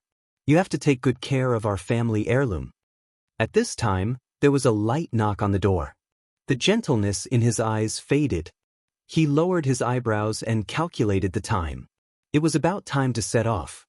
His gaze turned slightly and landed on the person on the bed. He slowly said, "When I return this time, I'll have more or less taken my revenge. When the time comes, I'll take you wherever you want to go." When he finished speaking, he bent down and kissed the corner of her eye. Then, without lingering any longer, he got up and left. Because he knew that she was naked under the blankets, he was afraid that he wouldn't be able to control himself after tasting her for the first time and wanted her again. Thus, he didn't give himself a chance to turn back. Now was the time to get down to business. He couldn't indulge in love. When Xiao Ho walked out of the room, Lin Jiangdong turned and saw him. His gaze fell on the slowly closing door, and his expression was a little strange. Last night, the princess stayed in the prince's estate? Seeing the joy hidden in his master's calm expression, he didn't need to guess to know what had happened. But now wasn't the time to be concerned about this. He reported, "Lord, everything is ready." "Good, let's go."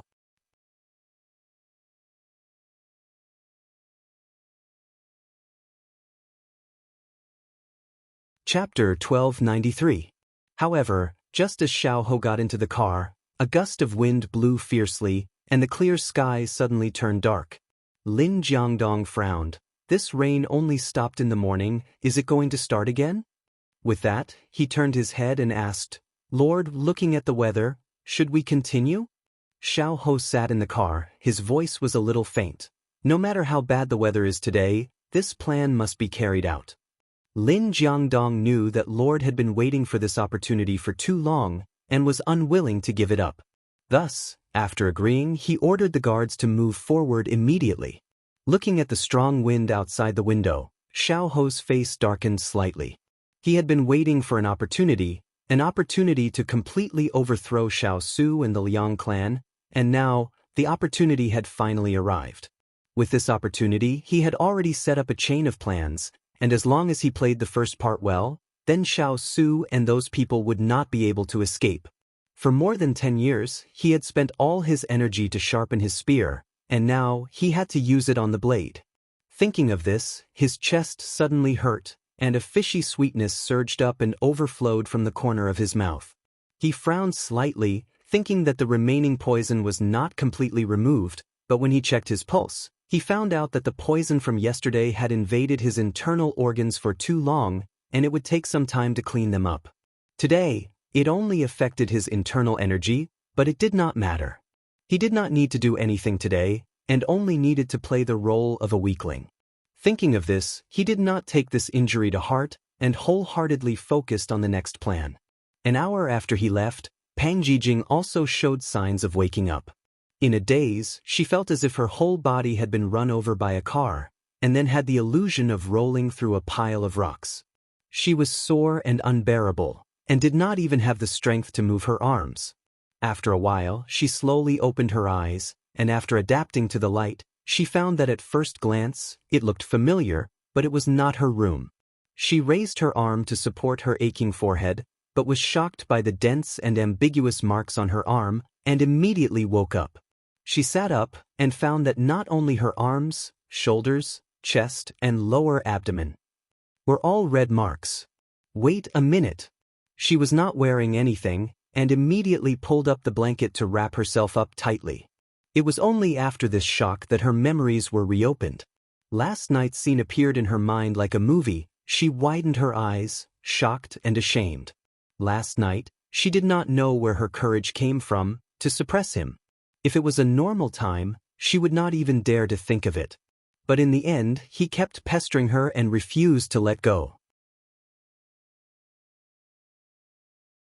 No matter how she begged for mercy, he kept pressuring her, and she could only let him bully her. She said she could bully him back, but in the end, didn't she let him off easy? This was too much. However, the soreness all over her body and the ambiguous marks on her skin reminded her of how intense the two of them had been last night. So last night she and he really... She did not dare to think further. That's right, poison. She looked around but could not find him. From the looks of it, he had already detoxified the poison and then walked away alive? Hateful. She punched the brocade blanket. After eating, he just left her here. This was too much. Then, when she struck out with her weak hand, she felt even more dizzy. Following that, she felt a cold touch on her wrist, and she couldn't help but stretch her hand out from the blanket. On her wrist, there was an extra bracelet. Although she did not know how to differentiate the variety, but this bracelet looked very comfortable and looked very nice. Most importantly, it was very comfortable to wear. Who helped her put it on? Xiao. At least he still had a bit of conscience. She would treat this as a farewell gift. She took a deep breath and prepared to get down from the couch, but then she saw the floor full of rags. That's right, rags. Yesterday, she was still wearing a dress made of expensive fabric. Now it had become a rag that could be used to wipe the floor. What a waste! Thinking of how impatient he was last night, her face turned red, and she quickly wrapped herself in the blanket and walked towards the wardrobe. She knew that his clothes were all placed here, so today she would just wear his clothes and wait till she went back to change. She couldn't just walk around with a few rags wrapped around her. She couldn't afford to lose this face. However, when she opened Xiao Ho's wardrobe, she found that it was actually neatly stacked with women's clothes, and there were several wardrobes full of them. She remembered that the last few times she came, she had seen him holding a cloak, but there weren't these clothes inside. Could it be that these were prepared for her? She suddenly felt a little guilty, so she casually took out a set and immediately closed the wardrobe. She was afraid that if she continued to look at it, her heart would feel uncomfortable. After quickly changing into the clothes, she found that it was very fitting. Pang Jijing sighed in her heart. It was indeed prepared for her. But she didn't think too deeply about it. No matter what he did, she would not put it in her heart, otherwise she wouldn't be able to leave even if she wanted to. In the restaurant, Yu Qingxi looked at the dead women on the ground with a gloomy face, then turned around and scolded several subordinates who were in charge of watching. What are you doing? He slipped away right under your nose, and you only found out now? A bunch of good-for-nothings. We also didn't expect that Prince Yi would escape through the window. He is a sickly lord, and no one knew that he could resist the poison. It's our negligence. A bunch of good-for-nothings spoiled my good plan. Yu Qingxi slapped the table with a furious face. It seems that Xiao Ho can't be left alive. Send someone to track him down. It's best if he's poisoned, but if he's lucky, get rid of him no matter what, but don't leave any traces. At this time, one of Yu Qingxi's trusted subordinates came forward and said, "My lord, I heard from the courier station that the princess didn't go back last night. Do you think that Prince..." Everyone knew what he didn't finish his sentence. Yu Qingxi's face instantly darkened. If Pang Jijing used him to detoxify him, anger surged in his chest. Go and investigate the princess's whereabouts for me. If she really slept with Prince Yi, don't worry about Prince. He's just a good-for-nothing lord, and he can't do anything. Just keep an eye on him, and get rid of the princess secretly for me. Such a fickle woman doesn't deserve to live in this world with the title of Princess Nan Song. The subordinates present couldn't understand their lord's logic at all. Why did he want to kill the princess? In the end, they found a reason. Perhaps his lord wanted to avenge Miss Ro. However, only Yu Qingxi knew that if he didn't want something, he wouldn't let others have it. If she was already with Xiao Ho, then he would send her to hell. He would let her know that he, Yu Qingxi, wasn't someone she could like or discard as she pleased.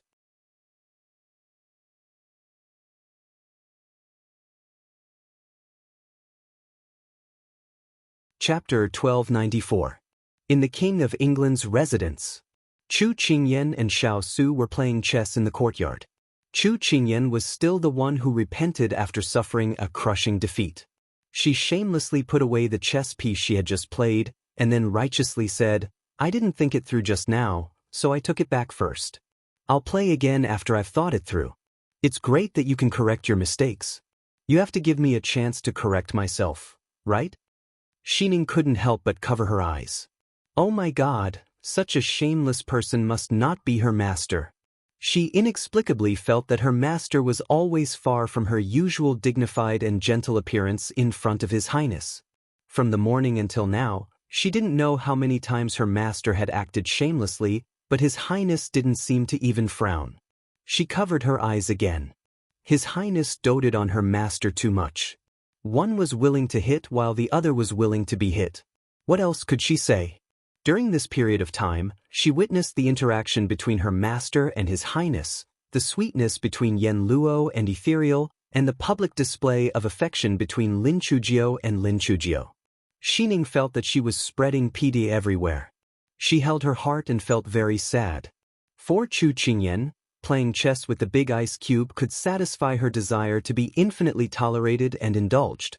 Moreover, she could endlessly act shamelessly without being thrown out by the big ice cube. Her usual little dark thoughts could be vividly displayed. She just liked to see him helpless but willing to give in to her. In the past, his world was only black and white. He was schemed against and went to the battlefield. He didn't have any interests or hobbies in life, as if he was born to work for the country. She didn't want his world to be so pale and monotonous, so she often pulled him to do things that he hadn't done before. Playing chess shamelessly was just to make him happy and add a little spice to his ordinary life. For Xiao Su, if she used all her usual effort to play chess with the little fellow, she wouldn't have lost so miserably and wouldn't have to regret her moves. However, he just liked to see her following her heart. In front of him, she was as transparent as a stream. She didn't have any calculations, but only placed the chess pieces based on her feelings and mood. She was born from the heart and moved by the reason, which meant that in front of him, she wasn't even willing to play chess with him. He couldn't bear to part with her like this. Because very few people could be as clean and transparent as water in front of another person. Even if it was in front of the person they loved, there was basically no one who would entrust themselves wholeheartedly to another person, and even more so, there was no one who could unreservedly lay themselves out for others to see. But the little fellow did it in front of him.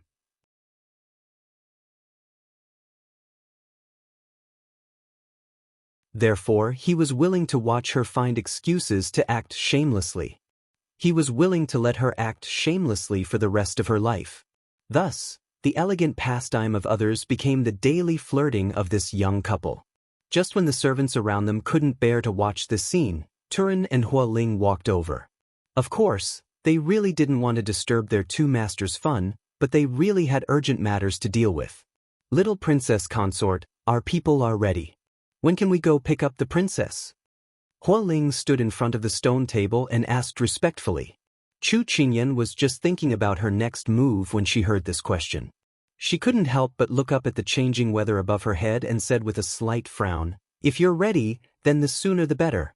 Looking at the sky, there will probably be a rainstorm later. It won't be convenient for you to replace the flowers with the trees, but it will be very convenient for you to send the people away.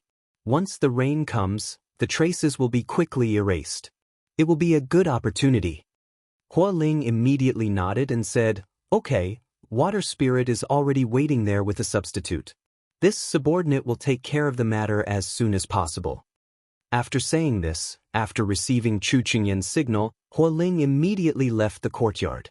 After Hualing left, Turin stepped forward and reported, "Master, General Li's men have already arrived outside the city. It is estimated that they will enter the city in the afternoon." Xiao Su's hand that was holding the chess piece paused and the corner of his lips hooked up. "Very good. Continue to pay close attention to his movements. When he enters the city, then report back." Turin followed. At this time, Chu Qingyan threw away the white chess piece in her hand and supported her face on the stone table with both hands. Her eyes were filled with joy. "Once General Li arrives, you can hand over?"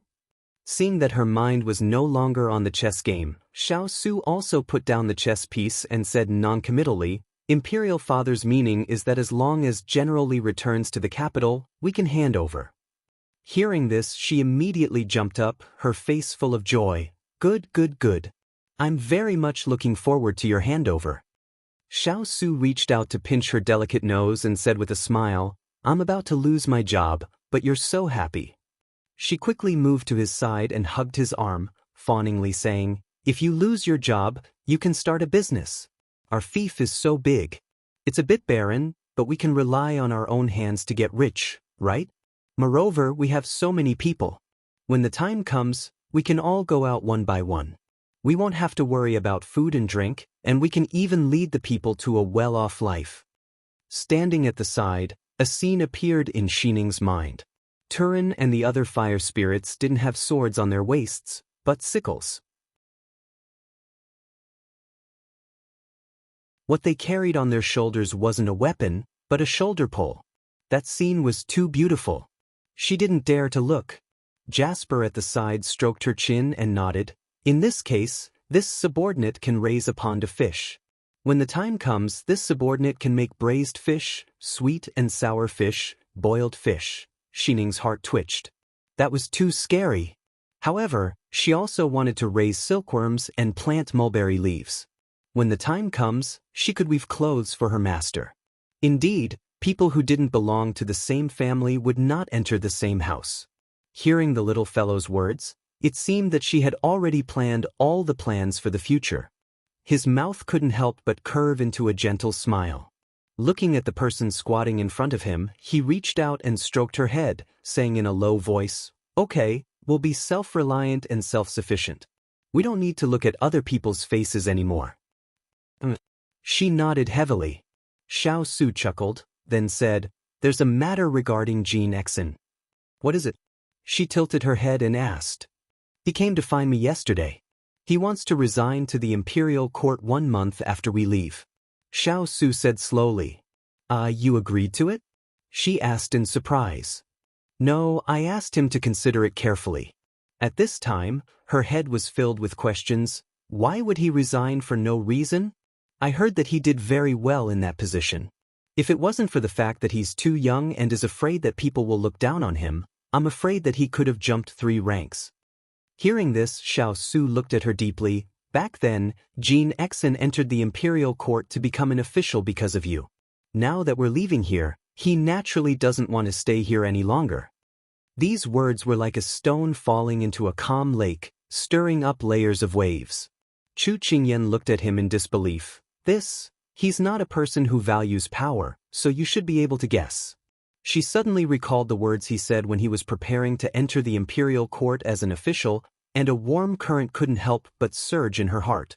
At this time, Xiao Su stroked her long hair, saying in a gratified tone, "Ian, the people who stay by your side are all very attentive and loyal to you. You're already a successful leader." She nodded. How fortunate was she to be able to have such sincere followers. You're tuning in to the Passion Pages YouTube channel. We're so grateful for your support, and don't forget to subscribe to join us on this incredible journey through captivating stories. Your generosity through donations truly makes a world of difference, as it's the primary source of revenue that allows me to expand and enhance this channel for you. Thank you from the bottom of my heart for being a part of this adventure.